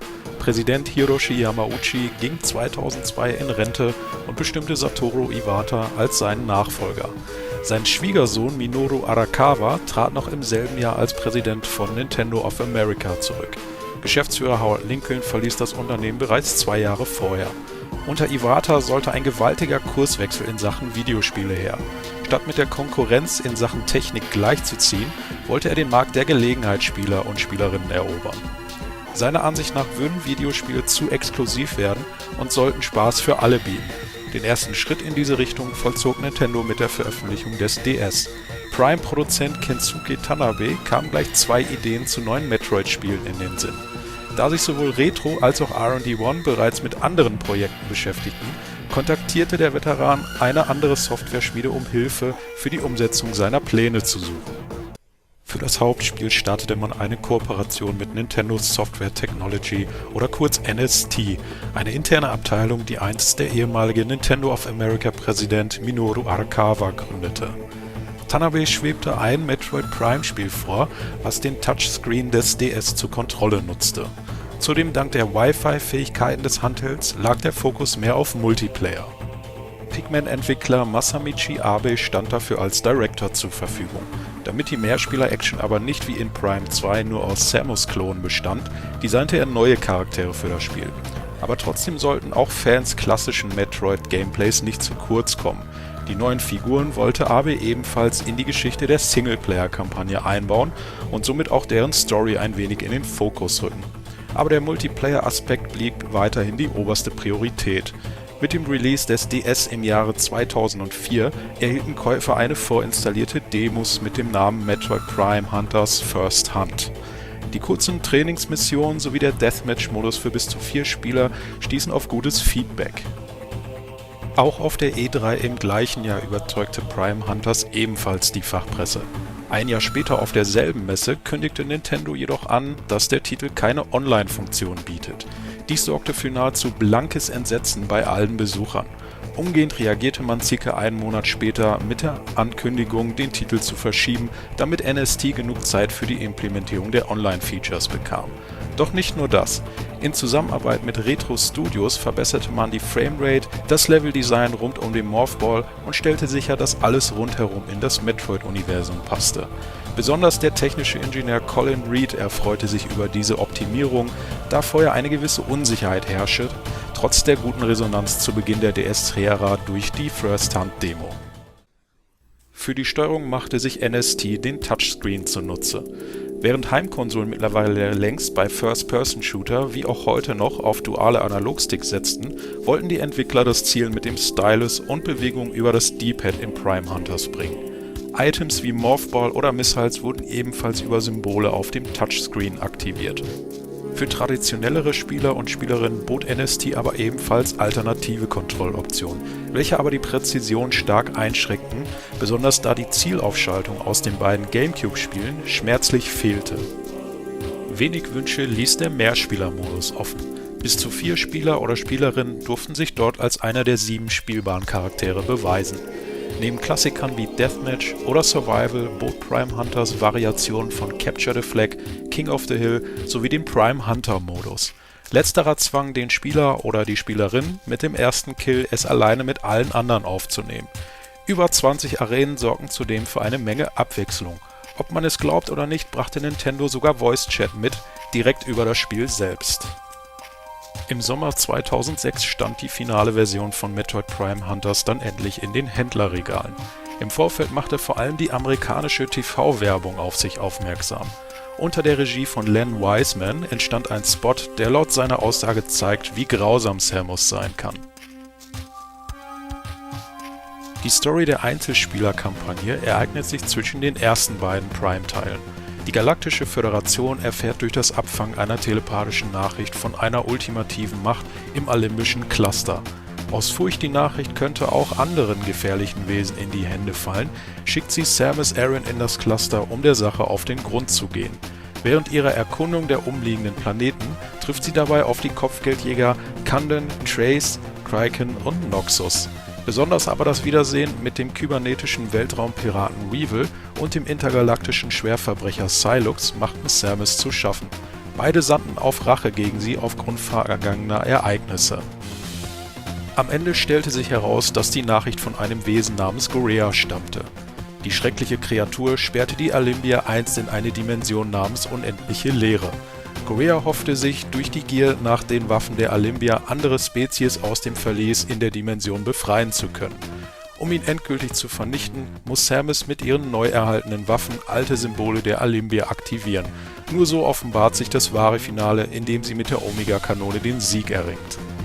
Metroid Prime Hunters erntete zu seiner Zeit besonders für seine technischen Errungenschaften auf dem DS sowie seines umfassenden Multiplayers großes Lob von Kritikern. Nicht wenige bezeichneten das Spiel als ein Muss, was dazu führte, dass es einige Preise für das beste Actionspiel 2006 auf einem Handheld einheimste. Jedoch kam immer mehr die Befürchtung aufgrund der schwachen Einzelspielerkampagne auf, die Serie könne sich womöglicherweise in eine andere Richtung bewegen. Das war auch meine Befürchtung, als ich das Spiel damals in den Medien gesehen habe.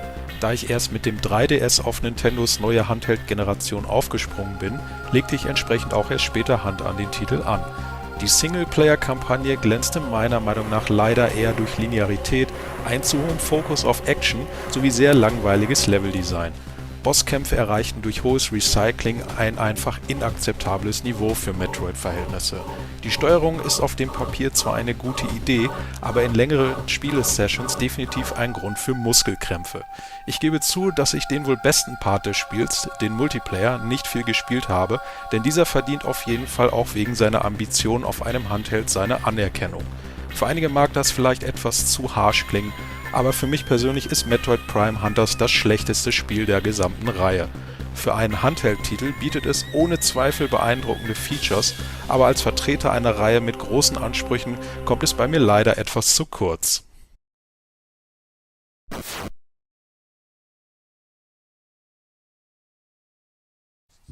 Wie ihr euch vielleicht noch erinnert, werkelte Produzent Kensuke Tanabe neben Prime Hunters noch an einer weiteren Idee zu einem Metroid-Spiel auf dem DS. Als er sah, dass sich Samus in einen Ball verwandelte, dachte er umgehend an ein Pinball-Spiel im Metroid-Universum. Schon bald darauf kam der Kontakt zum britischen Studio Fuse Games zustande, die durch die Pro-Pinball-Serie auf PC bereits große Erfahrungen mit dem Genre mitbrachten. Zudem stammte das auf dem GBA erschienene Mario Pinball Land ebenfalls aus der Zusammenarbeit. Als Grundlage dienten dabei die Schauplätze aus dem ersten Metroid Prime. Die Retro-Studios stellten daher einige ihrer Designs zur Verfügung, womit Fuse einige Anhaltspunkte erhielt beim Erstellen der virtuellen Pinball-Tische. Um diese ansehnlicher zu machen, verwendete man vorgerenderte Hintergründe, was bei den kleinen Displays auch mehr Sinn machte. Vor allem die Animationen von Samus profitierten davon immens. Ein großes Problem bei DS-Spielen, die beide Bildschirme für die Action nutzen, stellte die Lücke zwischen diesen dar. Um Spieler und Spielerinnen einen Hinweis zu geben, platzierte man am unteren Ende des oberen Schirms zwei zusätzliche Flipper. Für Chefentwickler Adrian Barrett war die bereits erwähnte Zusammenarbeit mit Retro-Studios auch sehr wichtig, um Aspekte wie den Walljump oder die Bosskämpfe aus dem Hauptspiel zu integrieren. Als Dreingabe lag jeder Kopie von Prime Pinball noch ein Rumble Pack dabei, was im GBA-Slot des originalen DS eingesteckt wird. Für den Soundtrack zeichnete sich erneut Kenji Yamamoto verantwortlich, der zum größten Teil seine Werke aus dem GameCube-Titel wieder aufleben ließ. Aber auch einige klassische Stücke wie das Brinstar-Theme feierten ihre rockige Rückkehr. Durch die Verschiebung von Metroid Prime Hunters erschien Prime Pinball noch vorher im Winter 2005 in den USA und Japan. Der europäische Release erfolgte tatsächlich erst knapp 1,5 Jahre später. Eine Story bietet der Titel, wie man sich vielleicht denken kann, nicht, aber die Ereignisse aus Prime 1 bilden die Grundlage. Samus muss die 12 Chozo-Artefakte sammeln, sich gegen Bossgegner wie den Omega-Piraten, Zardos und Meta-Ridley behaupten, um am Ende beide Formen von Metroid Prime im Einschlagskrater zu besiegen. Metroid Prime Pinball wirkt beim ersten Hörensagen eher wie eine schnelle Schnapsidee, macht aber beim selber Spielen durchaus großen Sinn. Die Welt von Prime und einem arcade-lastigen Flipperspiel passt erstaunlich gut zusammen. Das sahen auch viele Kritiker damals, denn der Titel heimste generell gute Bewertungen ein. Laut einigen Quellen legte es in Japan sogar einen besseren Start hin als im Westen, was durchaus realistisch scheint, da die Japaner eher zu Handhelds greifen als zu Heimkonsolen. Ähnlich wie bei Prime Hunters war meine erste Berührung mit Pinball viele Jahre später. Wie wohl auch einige andere stempelte ich es relativ schnell als reines Gimmick ab, ohne mehr darüber nachzudenken. Beim ersten Spielen stellte ich schnell fest, wie falsch ich damit lag. Sicherlich ist es kein Titel, der in einem Atemzug mit den besten Vertretern der Metroid-Reihe genannt wird, aber es verbirgt sich auch weitaus mehr dahinter als ein gewöhnliches Flipperspiel. Für einen guten Zeitvertreib lege ich das Modul immer wieder regelmäßig in meinen 3DS, leider ohne die Rumble-Funktion.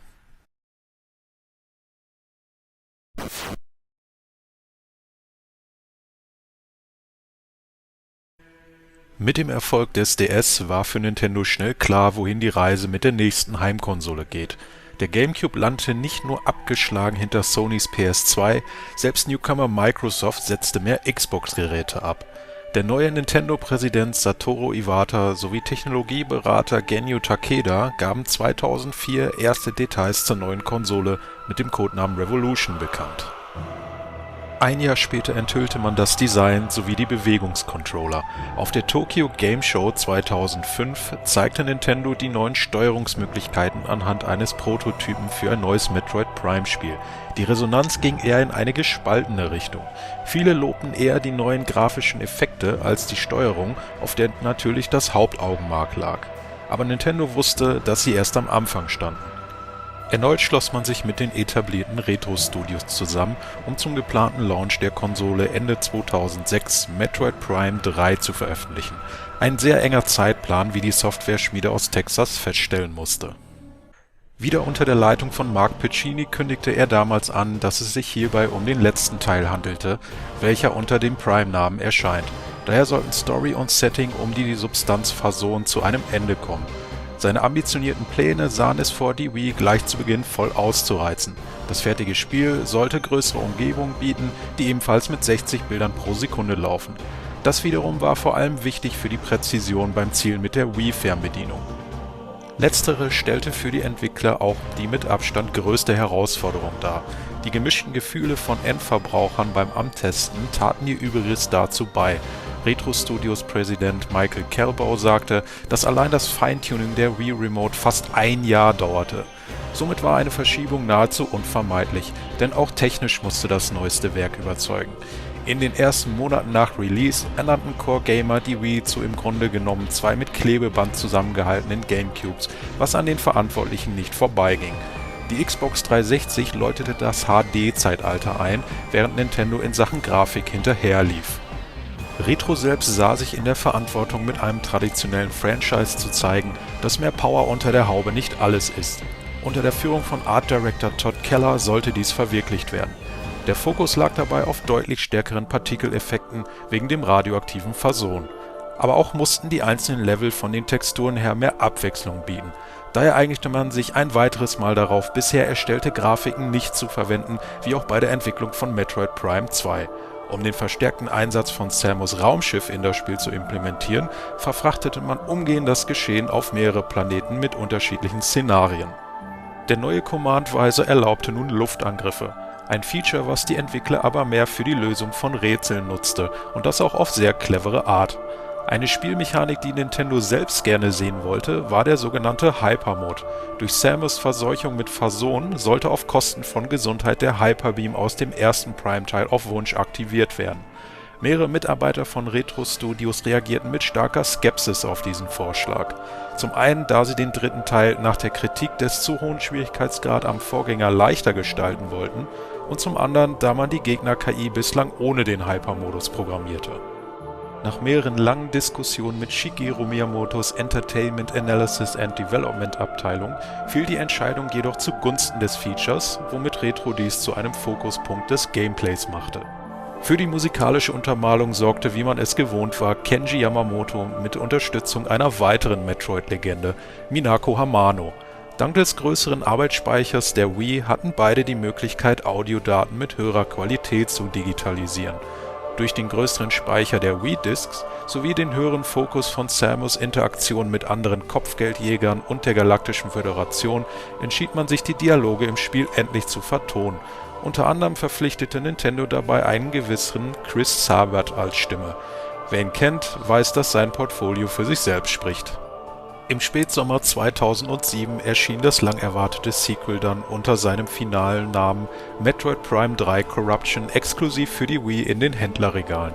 Überraschend klein im Vergleich zu anderen Metroid-Spielen fiel die Marketingkampagne aus, vor allem da Nintendo viel auf das Spiel setzte bezüglich der Bewegungssteuerung, aber möglicherweise auch ein Zeichen für die neue Ausrichtung des japanischen Spielekonzerns. Auf der Wii selbst aber startete man den Metroid Preview Channel mit neuen Trailern und veröffentlichte mehrere Klassiker der Reihe auf der Virtual Console. Die Geschichte von Corruption beginnt mit Samus' Anflug auf die GFS Olympus, einem Flaggschiff der Föderation unter der Leitung von Admiral Castor Dane. Zusammen mit den Jägern Runder, Skror und Gendrader soll sie einem organischen Supercomputer namens Aurora-Einheit ein Heilmittel gegen einen Virus verabreichen. Mit einem Angriff der Weltraumpiraten aus einem Wurmloch auf das Schiff und den in der Nähe liegenden Planeten Norion wird diese Aufgabe jedoch nun um einiges schwieriger, besonders da niemand Geringeres als Meta Ridley beteiligt war. Samus gelang es mit Hilfe der anderen, ein Abwehrgeschütz zu erreichen, um den Angriff zurückzuschlagen. Ein folgenreicher Angriff ihres dunklen Doppelgängers auf alle Jäger verseuchte ihr Immunsystem mit Phazon und ließ sie bewusstlos zurück. Mit dieser erschreckenden Diagnose erwachte sie einen Monat später, nun mit den Fähigkeiten, das Phazon als Waffe zu nutzen auf Kosten der Lebenserhaltung. Auf den Planeten Brio und Elysia bestand Samus Aufgabe nun, die dort gestrandeten Phason-Meteoriten, genannt Leviathane, die einst auch Talon 4 und Aether verseuchten, zu zerstören, sowie ihre vermissten Kameraden ausfindig zu machen. Zwar schaffte sie es, die Phason-Ausbreitung zu stoppen, jedoch zwang die dunkle Samus sie in Kämpfe gegen ihre einstigen Kollegen aufgrund der Verseuchung. Durch einen Angriff auf die Heimatwelt der Weltraumpiraten gelangten die Koordinaten des Phason-Ursprungs endlich in die Hände der Galaktischen Föderation. Samus machte sich umgehend auf zum Planeten Phase und setzte gerade noch rechtzeitig den Planetenkern außer Kraft, um die Bedrohung durch die Substanz ein für allemal zu beenden. Wie nicht anders zu erwarten, kam auch das dritte Werk der Retro Studios bei der Meinung der Fachpresse außerordentlich gut weg. Besonders die Steuerung mit Wii-Fernbedienung und Nunchuck geriet dabei immer wieder unter Lobeshymnen als die Zukunft für First-Person-Spiele auf Konsolen. Aber auch das erneut hervorragende Leveldesign, die Bosskämpfe, Puzzles oder auch neue Gameplay-Elemente ernteten viel Anerkennung. So ist es auch nicht verwunderlich, dass Prime 3 erneut die Millionenmarke knackte. Wie man sich höchstwahrscheinlich denken kann, war Metroid Prime 3 für mich ein Kaufgrund für die Wii. Ich erinnere mich noch allzu gut an Weihnachten 2007, als es nach ein paar anstrengenden Runden Wii Sports mit der Familie aufging in Samus neuestes Abenteuer. Die wesentlich präzisere Steuerung mit der Fernbedienung begeisterte mich auf Anhieb und es fiel mir sehr schwer, anschließend wieder eine Dual-Analog-Option zu nutzen. Aber auch technisch beeindruckte mich der Titel, wenn man bedenkt, dass die Wii wesentlich schwächer war als die Konkurrenz. Mein größtes Problem bestand aus dem Hyper-Modus, welcher, wie ich finde, einfach zu mächtig geraten ist, gerade da man im Spiel relativ schnell an Energietanks kommt. Im Großen und Ganzen bildet Corruption aber einen tollen Abschluss für die Prime-Trilogie, auch heute noch.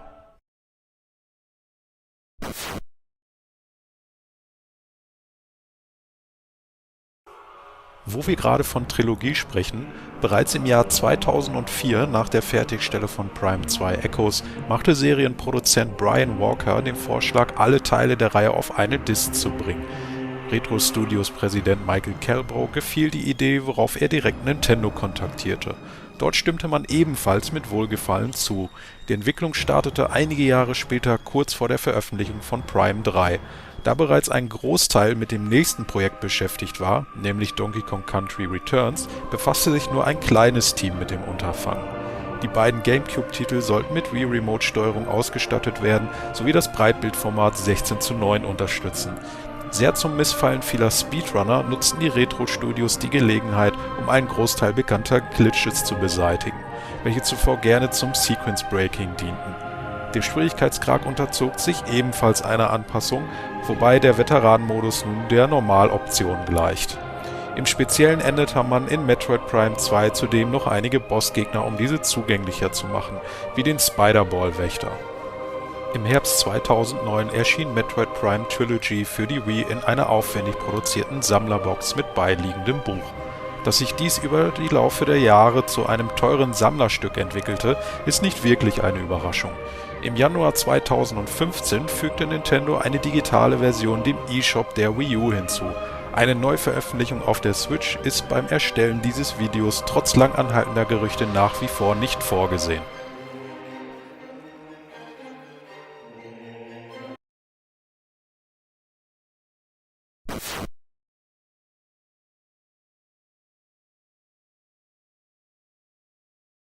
Schauen wir zurück auf Nintendo selbst. Yoshio Sakamoto sah nach den Erfolgen der Prime-Reihe, bei denen er mehr im Hintergrund agierte, großes Potenzial in einem 3D-Metroid-Spiel. Da sein Team bis dato keine Erfahrung mit solchen Projekten aufwies, sah sich der langjährige Metroid-Director nach Hilfe um. Bei Nintendo war er einer der wenigen, die in öffentlichen Interviews zugaben, Titel anderer Firmen zu spielen. Eine Reihe, die es ihm besonders antat, war Ninja Gaiden. Die anspruchsvollen Actionspiele baten genau die richtige Grundlage für ein neues Kapitel in Samus Geschichte. Schon bald darauf entstand eine Zusammenarbeit mit Tecmos Team Ninja. Dessen Präsident Yosuke Hayashi sah die Partnerschaft als große Ehre, da er wie auch viele Mitarbeiter seines Teams das Metroid-Franchise sehr schätzte. Doch damit nicht genug, denn Ambitionen waren schon immer ein großer Bestandteil von Sakamotos Arbeit. Für das Project M getaufte Unterfangen schwebte ihm eine im Vordergrund stehende Story mit hoher Produktionsqualität vor. Somit holte man D-Rockets mit ins Boot, ein japanisches Animationsstudio spezialisiert auf CG-Filme. Mit einem Team von gut 100 Leuten startete Ende 2006 die Entwicklung am Spiel. Nintendo kümmerte sich um das Design des Spiels mit Sakamoto als Autor der Geschichte, während Team Ninja die Programmierung und die Erstellung der 3D-Modelle übernahm. Als sich in den ersten Jahren der Wii herauskristallisierte, dass die Zielgruppe der Plattform einfach zu lernende Spiele bevorzugte, machte sich bei ihm eine Idee oder vielleicht schon eher eine Besessenheit klar. Ein Spiel mit moderner Technologie, was sich steuert wie auf dem NES. Als Hayashi von diesem Vorschlag erfuhr, dachte er eine Zeit lang, Sakamoto sei ein wenig von Sinn. Nachdem er aber seine Ideen weiter konkretisierte mit Bezug auf die Zielgruppe der Wii-Konsole, willigte der Team Ninja-Präsident ein. Ein weiterer Grund für die einfache Steuerung stellte das 2D-artige Gameplay dar. Im Endeffekt bestand die Absicht, nur die Wii-Fernbedienung zu nutzen, ohne Option für Nunchuck oder Pro-Controller. Elemente von Metroid Prime strich Sakamoto so ziemlich komplett von seiner Liste und dies war auch seine Absicht. Lediglich eine First-Person-Ansicht zum Feuern von Missiles blieb noch übrig. Statt Items wie Lebensenergie von Gegnern zu erhalten, musste diese nun mit einem Aufrechterhalten der Fernbedienung aufgeladen werden. Mit der fixierten Kameraperspektive während des Spielgeschehens sollte zudem ein fließender Wechsel zu den Cutscenes stattfinden. Wo wir gerade von diesen sprechen, Sakamoto selbst hatte sich bis zum Entwicklungsstart von Project M nicht wirklich Gedanken darüber gemacht, was für eine Person Samus Aran ist. Er empfand sie als eine mysteriöse Frau, die durch ihre tragische Vergangenheit geformt war. Letztere ließ sich allerdings bis dato nur in den Metroid-Mangas nachvollziehen. In Project M fokussierten sich unter anderem ein paar Story-Elemente darauf, diese Geschehnisse aufzugreifen. Aus Folge dessen schrieb Sakamoto viele Monologe für Samus, um ihre Gefühle über die Ereignisse im Spiel stets den Spieler und Spielerinnen nahezulegen. Als es Zeit war, das Setting zu wählen, orientierte er sich stark an Metroid Fusion. Statt einer Forschungsstation ging es dieses Mal auf ein riesiges Raumschiff namens Bottle Ship. Er versuchte trotz wenig Erfahrung beim Schreiben so massiver Drehbücher eine Geschichte zu verfassen, die auch Neulingen sofort ein immersives Erlebnis bietet. Die Beziehung zum in Fusion erwähnten Adam Malkovich sollte eine menschlichere Seite an Samus näher bringen. Um seine Vision zum Leben zu erwecken, brauchte es natürlich auch wie in Prime 3 eine große Anzahl an Synchronsprecher und Sprecherinnen. Allen voran sollte Samus nun erstmals eine Stimme erhalten. Nintendo wählte die in Seattle ansässige Schauspielerin Jessica Martin für die Rolle. Erfahrung mit Spielen hatte sie selbst nur sehr wenige, ebenso wie mit Voice Acting. Sakamoto überzeugte aber der Klang ihrer Stimme letzten Endes, wie Produzent Nate Bieldorf in einem Interview verriet. Er bestand darauf, dass Jessica in einer oftmals sehr monotonen Art reden sollte bei den Aufnahmen. Eine Entscheidung, die ihm später eine große Menge Kritik einbrachte. Knapp 2 Jahre lang dauerte die komplette Vertonung für Project M, bei der Sakamoto selber die Regie führte und das ohne Englisch zu sprechen.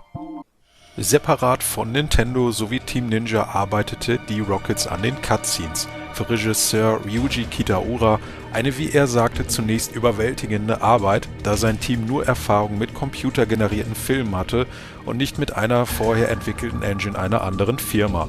Nintendo strebte eine Qualität an, die einen möglichst flüssigen Übergang von vorgerenderten Videos zur Ingame-Engine ermöglichte.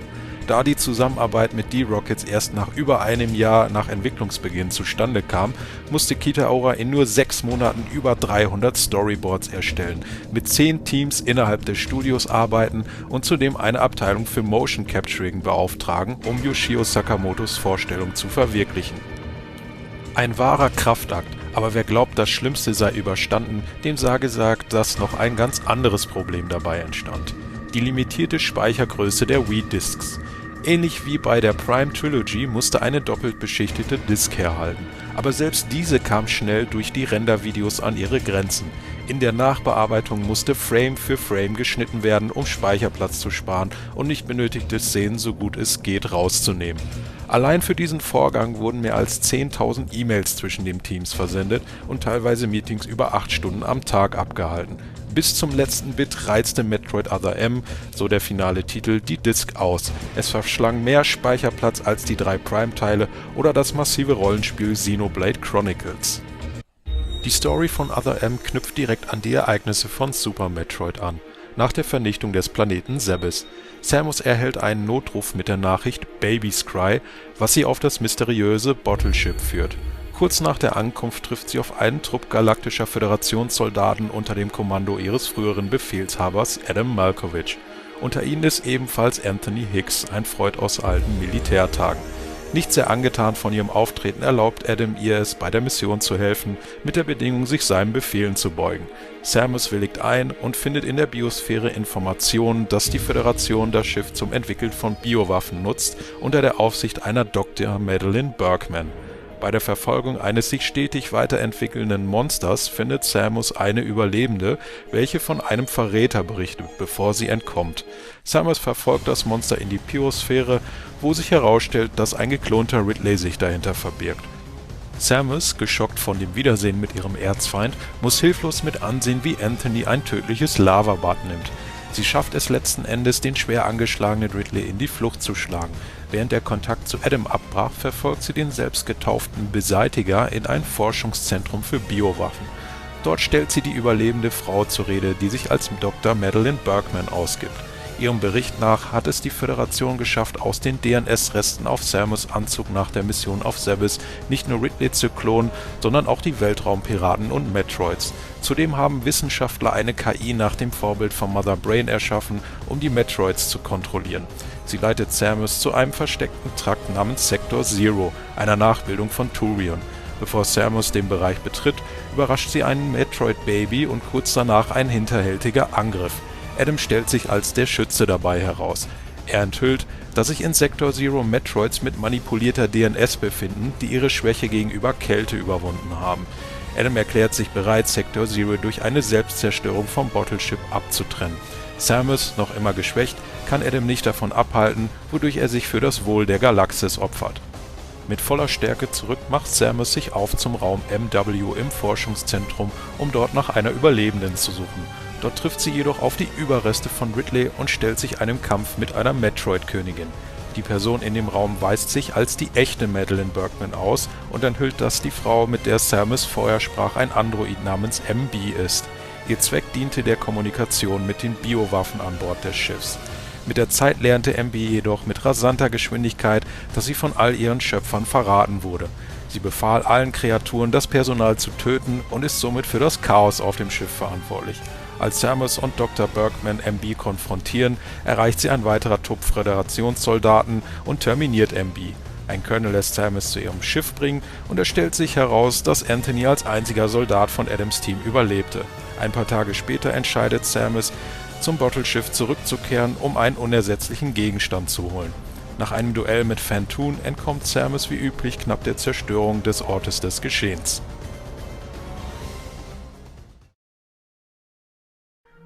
Einige von euch mögen sich wahrscheinlich fragen, warum ich noch nicht auf das Unvermeidliche eingegangen bin, den schlechten Ruf, den Metroid Other M genießt.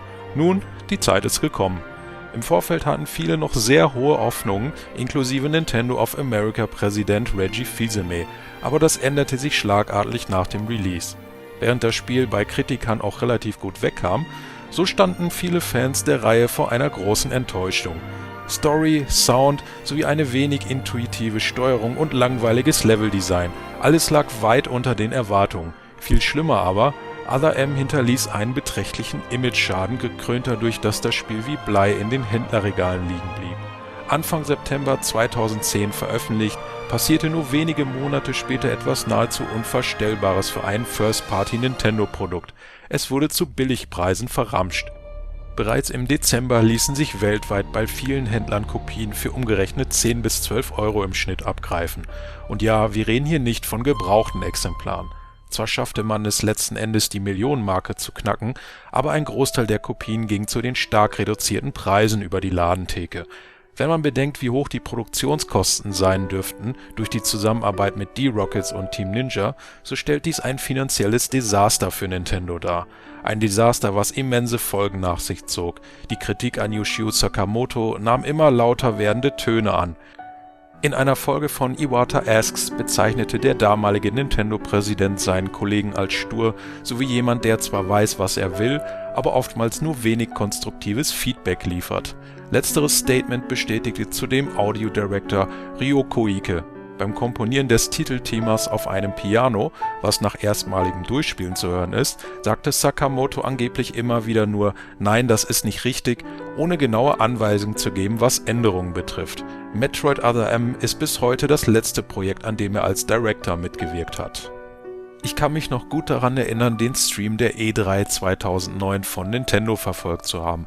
Am Ende des Events zeigte der gute Reginator einen Trailer, der mich mit seiner Produktionsqualität einfach nur aus den Socken haute.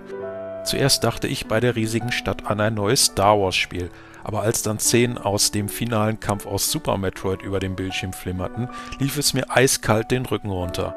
Im folgenden Jahr auf der Gamescom legte ich erstmals Hand an Metroid Other M an, auf dem Nintendo-Stand. Dies war ca. 3 Wochen vor Release, daher war der Andrang auch relativ gering. Die schnelle Action mit Samus wahnsinnig gut in Szene gesetzten Moves überzeugten mich auf Anhieb, aber die doch sehr fummelige Steuerung mit der Wii-Fernbedienung hinterließen einen faden Beigeschmack. Der Hype war aber definitiv da und die Wartezeit bis zum 3. September konnte nicht schnell genug enden. Nach dem ersten Durchspielen hatte ich extrem gemischte Gefühle. Ich liebte die exzellente Inszenierung der Cutscenes dank der fantastischen Qualität, besonders da ich von einer Firma wie Nintendo sowas nicht erwartete. Auch die vielen neuen Nahkampf-Moves gaben Samus einen bisher in der Form nicht dagewesenen Badass-Faktor. Leider übertrug sich dieser nicht auf ihre Persönlichkeit. Die von Yoshio Sakamoto geschriebenen Monologe wirkten oftmals wie das Tagebuch eines Teenies oder einfach nur wie aneinandergereihte Erwähnung des Offensichtlichen. Samus' roboterhafte Stimme tat ihr Übriges dazu. Das Gameplay selber blieb ebenfalls weitestgehend auf der Strecke, geschuldet durch die Steuerung.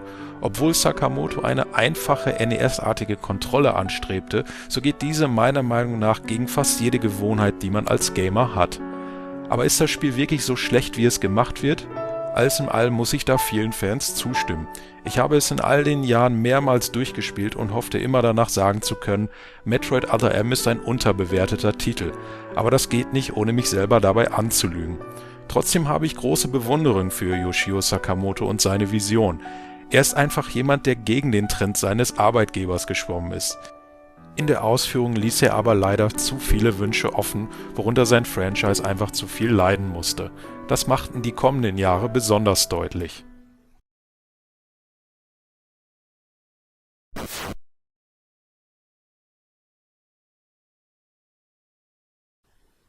Die Wii brachte das japanische Unternehmen erstmals seit den frühen 90ern wieder an die Spitze der Heimkonsolen. Auf der Handheld-Seite war die Dominanz seit dem Start des Gameboys 1989 ja ungebrochen. Auch der DS machte da keine Ausnahme. 2011 und 2012 war es an der Zeit für die nächste Generation in beiden Sparten. Der 3DS startete im Frühjahr 2011 und die Wii U gegen Ende des folgenden Jahres. Bis auf ein Level im Wii U Launch-Titel Nintendo Land blieb es die folgenden Jahre ruhig um Metroid.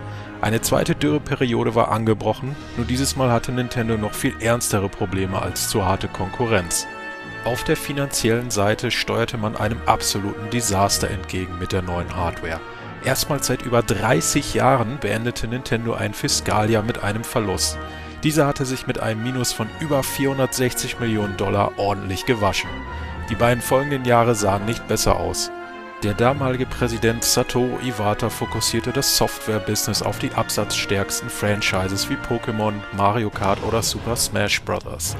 Dank stark angekurbelter 3DS-Verkäufe sowie dem Start der Amiibo-Figuren sah es 2014 deutlich besser aus. Wegen Metroids eher schwachen Verkaufszahlen genoss Samus Aran erneut keine Priorität.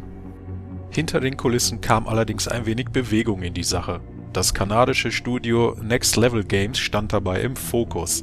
Verantwortlich für die Entwicklung der Mario Strikers Serie und dem herausragenden Punch-Out-Comeback auf der Wii setzte erneut Kensuke Tanabe eine Idee in Bewegung.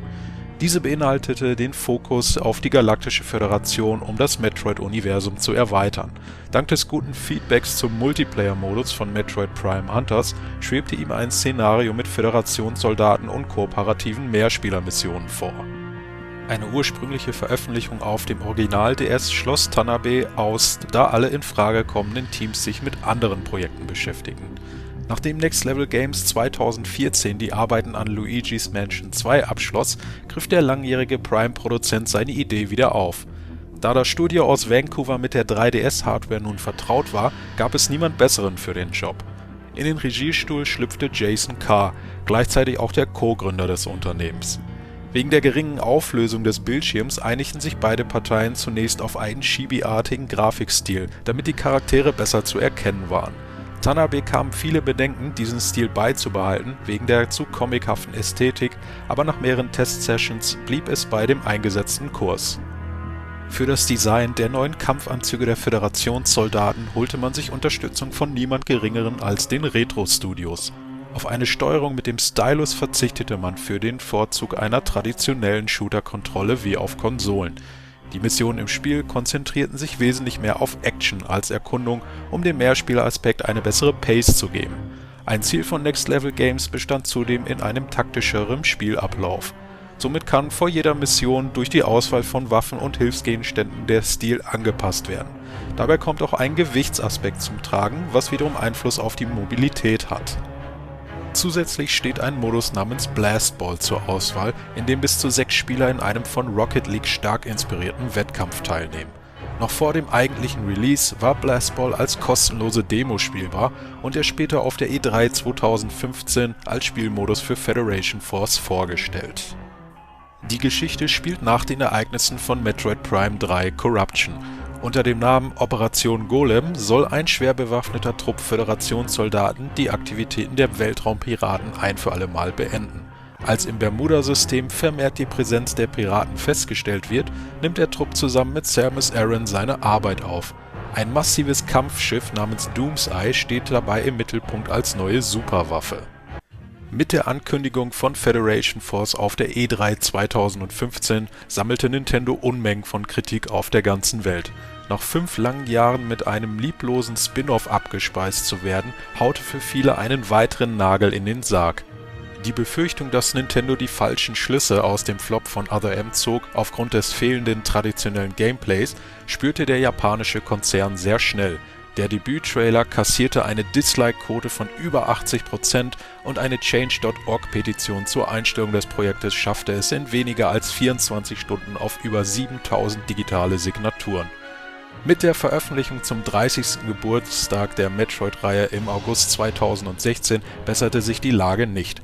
Wie Blei blieb das Spiel in den Regalen liegen, was neben dem schlechten Image aber auch mit einer quasi nicht vorhandenen Marketingstrategie zusammenhing.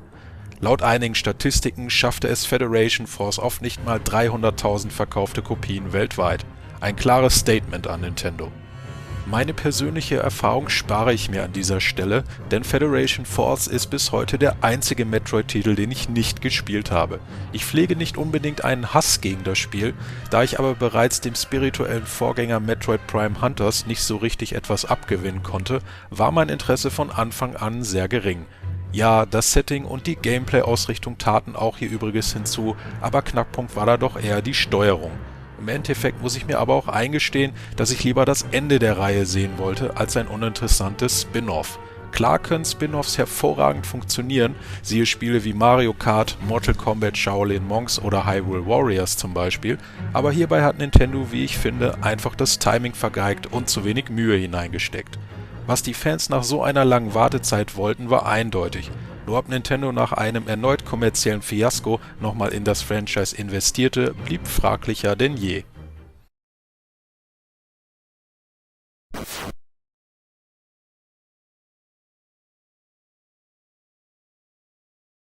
Auch wenn Nintendos Geschenk zum 30. Jubiläum von Metroid von den meisten lieber gar nicht erst ausgepackt wurde, so sah sich ein langjähriger Fan aus Argentinien in der Verantwortung, dies zu korrigieren. Die Rede ist natürlich von Milton Joasti alias Dr. M64. Mitte der 2000er Jahre startete er an einem kleinen Hobbyprojekt. Nachdem er Metroid 2 Return of Samus auf dem Game Boy zum ersten Mal durchspielte, kam ihm die Idee, eine Reihe Verbesserungen an dem Titel durchzuführen. Besonders eine Minikarte auf dem Bildschirm sowie in Super Metroid stand dabei im Vordergrund. Aber auch ein bildschirmfüllender Omega-Metroid-Boss kam bald zu der Ideenliste dazu. Joasti fehlten allerdings damals Programmierkenntnisse, womit sich der Start als schwierig erwies. Somit fuchste sich der Argentinier in eine vorgefertigte Engine für den Game Maker hinein. Ein langwieriger Lernprozess, welcher aber seine Hauptmotivation war. Mit mehr Erfahrung nahmen auch die Ambitionen für das Projekt zu. Das Aussehen des Spiels orientierte sich über die Jahre mehr und mehr an Metroid Zero Mission. 2011 veröffentlichte Ruasti eine erste spielbare Demo auf seinem Blog, welche große Publicity einbrachte. Als Folge dessen boten einige Künstler ihre Hilfe beim Design der Welten und Kreaturen an. Somit erreichte er mit Mal eine ganz neue Größenordnung für den Titel Another Metroid 2 Remake oder AM2R. Da nun nicht mehr der kleine Gameboy-Bildschirm das Gameplay klaustrophobisch wirken ließ, konnte nun auch die Gegner-KI einen echten Schub kriegen. 2013 erschien eine weitere, noch umfangreichere Demo mit vielen neuen Features, neue Puzzles, Gegner und erweiterte Bereiche, die zu wesentlich mehr Erforschung einluden. Auch bekam AM2R durch neue Grafiksets eine klare, individuellere Note durch die Zusammenarbeit mit anderen Entwicklern. Da alle Beteiligten jedoch in ihrer Freizeit an dem Projekt arbeiteten, brachte die Projektkoordination für Milton Ruasti zunehmend eine Herausforderung und das auch ohne eine Deadline eines Publishers im Nacken zu haben. Mit dem Ende des Jahres 2014 stand der Umstieg auf das neue Game Maker Studio an. Besonders um die Performance des Spiels weiter zu verbessern oder Bugs auszumerzen, lohnte sich dieser Schritt laut Ruasti, auch wenn ein Haufen Arbeit damit auf der Agenda stand. Ebenfalls klappte die Einbindung neuer Grafiken so wesentlich einfacher. Den Soundtrack komponierte der Argentinier auch zum Großteil selbst, wobei seine Arbeit als Audioingenieur ihren Teil zu der außerordentlich guten Qualität beisteuerte. Im Laufe der Entwicklung beteiligten sich die Metroid-Fanseite Shinesparkers und der norwegische Pianist Torby Brandt ebenfalls, teils auch mit Originalmusik. Am 6. August 2016, genau zum 30-jährigen Geburtstag von Metroid, stand nach gut 10 Jahren Entwicklungsarbeit das fertige Spiel zum Download auf Dr. M64's Blog bereit. Aber nicht nur über ein einfaches Remake durften sich Fans auf der ganzen Welt freuen, denn so ziemlich alle Aspekte wie Umfang, Bossgegner, Items oder Fähigkeiten erfreuten sich kompletten Neuerungen oder massiven Erweiterungen. Die Freude über das exzellente Endprodukt währte allerdings nicht sehr lange, da Nintendo nicht einmal einen Tag später Ruastis Webseite mit einer Nachricht des Digital Millennium Copyright Acts über die Verbreitung von geschützten Marken informierte. Kurze Zeit später verschwanden alle Download-Links von der Seite. Zwar arbeitete Ruasti selbst noch an einem Patch, welcher über andere Kanäle verfügbar wurde, aber mit einem Post im September 2016 kündigte er das Ende der Entwicklung an. Das stoppte zahlreiche Fan-Communities jedoch nicht, vorgesehene Features wie New Game Plus und einen Randomizer selbst in das Spiel einzubauen. Circa ein Jahr nach dem Ende der eigenen Arbeit an AM2R gab Milton Ruasti bekannt, als Leveldesigner von der österreichischen Spielefirma Moon Studios eingestellt worden zu sein. Sein erster Job? Levels für ein gewisses Metroidvania-Spiel namens Ori and the Will of the Wisps zu erstellen. Das Metroid 2 Remake erntete in sämtlichen Spielemedien haufenweise Lob von allen Seiten. Sogar eine Nominierung für das beste Fanwerk bei den Game Awards 2016 stand zu Buche. Allerdings schob Nintendo der ganzen Sache erneut einen Riegel vor. Wie Moderator Jeff Keighley bekannt gab, durfte das Spiel nicht ausgezeichnet werden, da die Rechtsabteilung Nintendos keine Freigabe erteilte. Ich persönlich kann mich noch allzu gut daran erinnern, wie ich dem Release vor ein paar Jahren entgegenfieberte, nachdem ich beide Demos ziemlich gesuchtet habe. Durch die Metroid Database erfuhr ich 2011 erstmals von dem Projekt und las den Entwicklerblog eifrig über die Jahre. Ein neues Metroid von offizieller Seite war ja damals leider nicht in Sicht. Ein Download des Spiels direkt am Erscheinungstag war da natürlich Pflicht und wie einige vielleicht auch wissen, nahm ich das Ganze direkt auch als Walkthrough auf. Dass mich die Qualität des Titels schlichtweg begeisterte, brauche ich eigentlich nicht weiter großartig erwähnen und daher möchte ich vielmehr die Gelegenheit nochmal nutzen, um mich bei allen Beteiligten für dieses sensationelle Werk zu bedanken. Ein schöneres Geburtstagsgeschenk hätte man sich einfach nicht wünschen können und es zeigt auch, was für eine großartige Community hinter dem Franchise steht. Dass Nintendo seine eigenen Marken schützen möchte, klingt zwar für viele nach einem Schlag ins Gesicht, aber letzten Endes musste mit so etwas leider gerechnet werden. Aber so soll dieses Meisterwerk nicht in Erinnerung bleiben und das wird es auch definitiv nicht. The last Metroid is in captivity. The galaxy is at peace.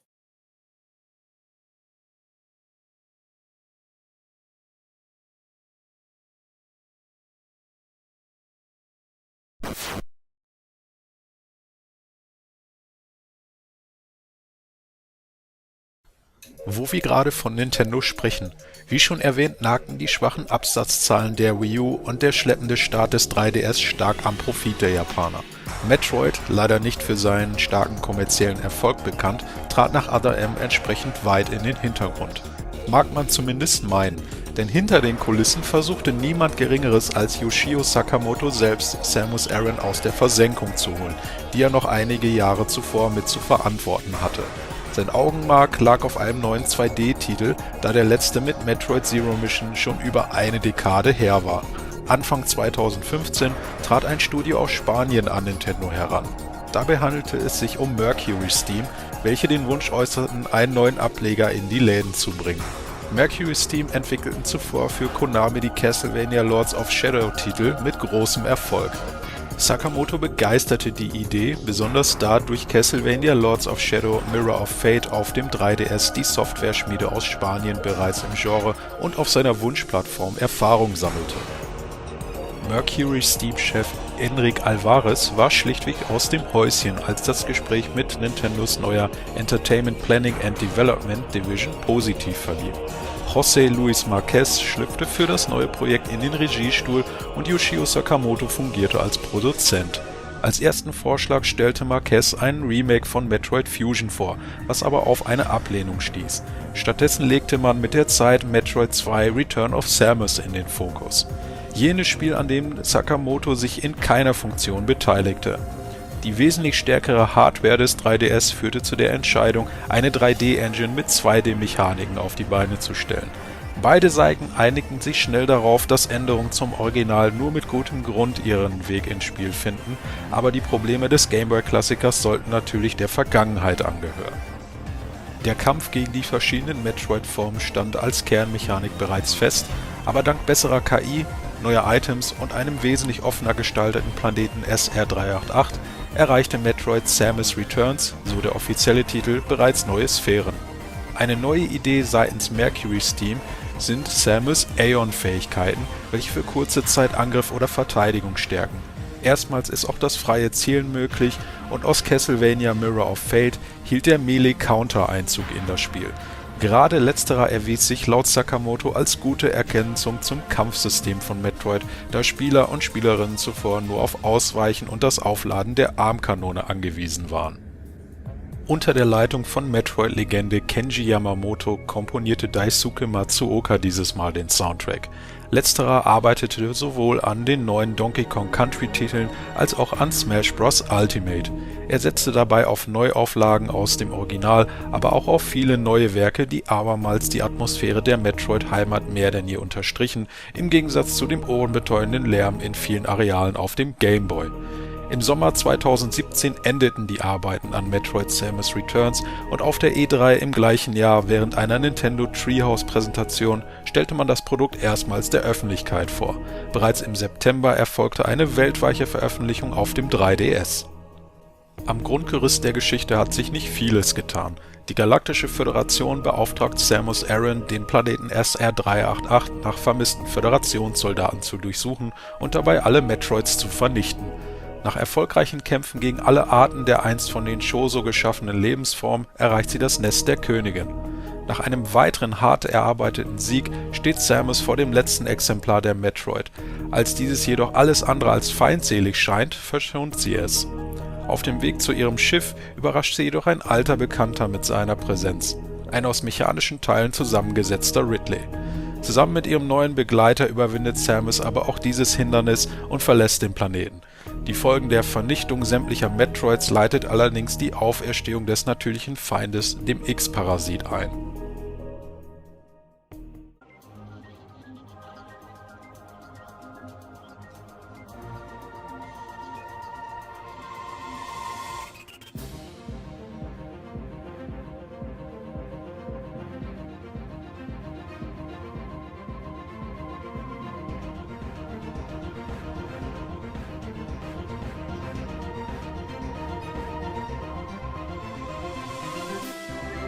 Mit Metroid Samus Returns schaffte Nintendo die Rückkehr zu alter Form.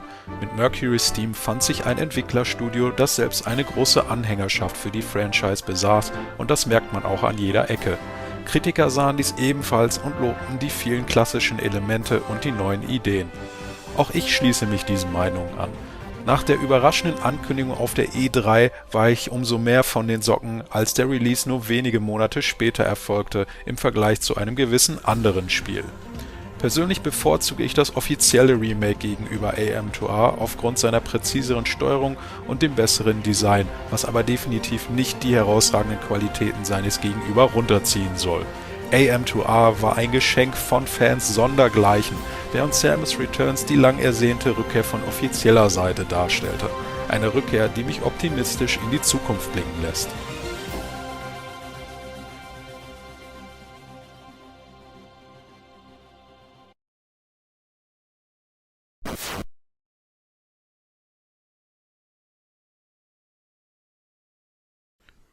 Kurz vor der offiziellen Ankündigung von Metroid Samus Returns ließ Nintendo in seiner Direct-Konferenz auf der E3 2017 Fans auf der ganzen Welt in Ekstase verfallen. Ein kurzer Teaser bestätigte die Entwicklung von Metroid Prime 4 auf der neuesten Konsole, der Switch. Ein wenig Skepsis machte sich bereit, als wenige Stunden später Nintendo bestätigte, dass nicht Retro Studios, sondern Bandai Namco die Arbeiten an dem Projekt übernehmen würden.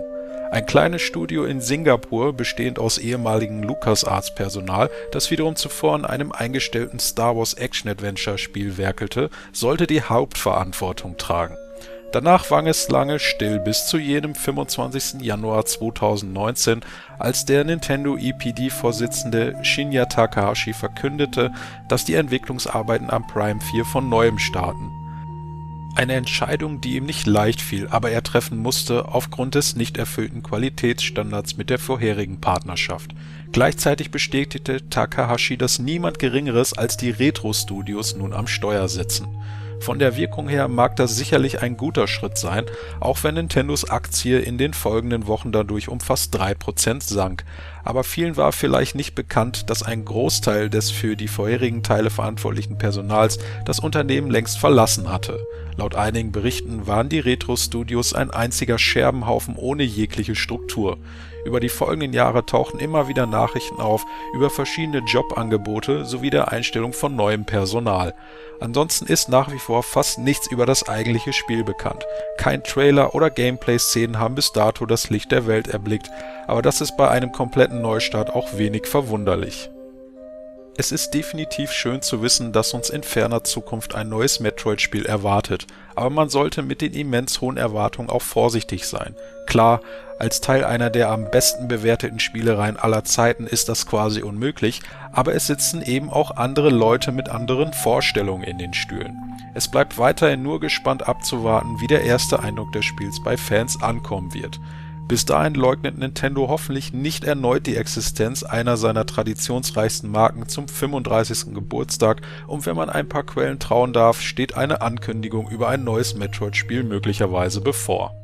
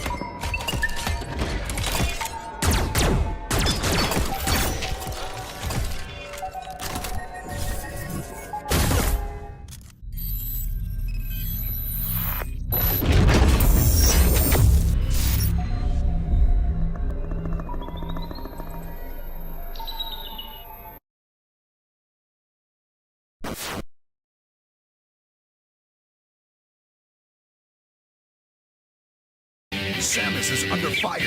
She sent an emergency directive. Join the fight. Seit meiner ersten Begegnung auf dem NES 1990 faszinierte mich keine Videospielmarke so sehr wie Metroid. Dank Filmen wie Alien, Star Wars zuvor und Terminator 2 danach fühlte ich ohnehin mich schon immer mehr zum Sci-Fi-Genre hingezogen. Glücklicherweise schaffte es Metroid dann auch noch in so ziemlich allen Belangen, die für ein herausragendes Spiel nötig sind, neue Maßstäbe zu setzen und das auch noch in einem Großteil aller veröffentlichten Titel. Aber ja, auch ich ärgere mich häufig, wie das Franchise von Nintendo behandelt wird und es gab auch Momente, wo ich mir wünschte, dass ein anderer Publisher die Rechte hätte. Aber im Endeffekt kann Metroid in Sachen kommerziellen Erfolg mit anderen Marken wie Mario, Zelda, Pokémon oder Super Smash Bros. Einfach nicht mithalten. Bei weitem nicht. Wie so ziemlich jede andere Firma ist Nintendo ein gewinnorientiertes Unternehmen und was passiert, wenn diese ausbleiben, haben wir in den Wii U-Jahren erfahren. Von daher ist es verwunderlich, dass wir überhaupt über die Jahre so viele Titel erleben durften. Fans von Star Fox oder F-Zero haben es da wesentlich schlechter. Aber warum ist Nintendo dann Metroid doch so lange treu geblieben? Die Antwort darauf liegt meiner Meinung nach in dem großartigen Erbe. Mit der steigenden Beliebtheit von Indie-Spielen über die letzten 15 Jahre erhöhte sich auch die Anzahl an Metroid-ähnlichen Genrevertreter ins nahezu Unermessliche. Alles in allem bin ich mehr als nur dankbar für so viele Stunden Spielspaß, die ich dank der hohen Qualität mit dem Metroid-Franchise verbringen durfte. Also auf die nächsten 35 Jahre und weitere großartige Abenteuer mit der coolsten Protagonistin der Videospielgeschichte. Das war es dann für meinen großen Metroid-Rückblick. Es war ein Haufen Arbeit, das Ganze zusammenzustellen, aber ich hoffe einfach mal, dass ich vielleicht ein paar Leuten eine kleine Freude mit diesem Video machen konnte. Ich freue mich nun sehr auf den ein oder anderen Kommentar und bedanke mich ganz herzlich für eure Zeit. Also dann, tschüss bis zum nächsten Mal und keep gaming.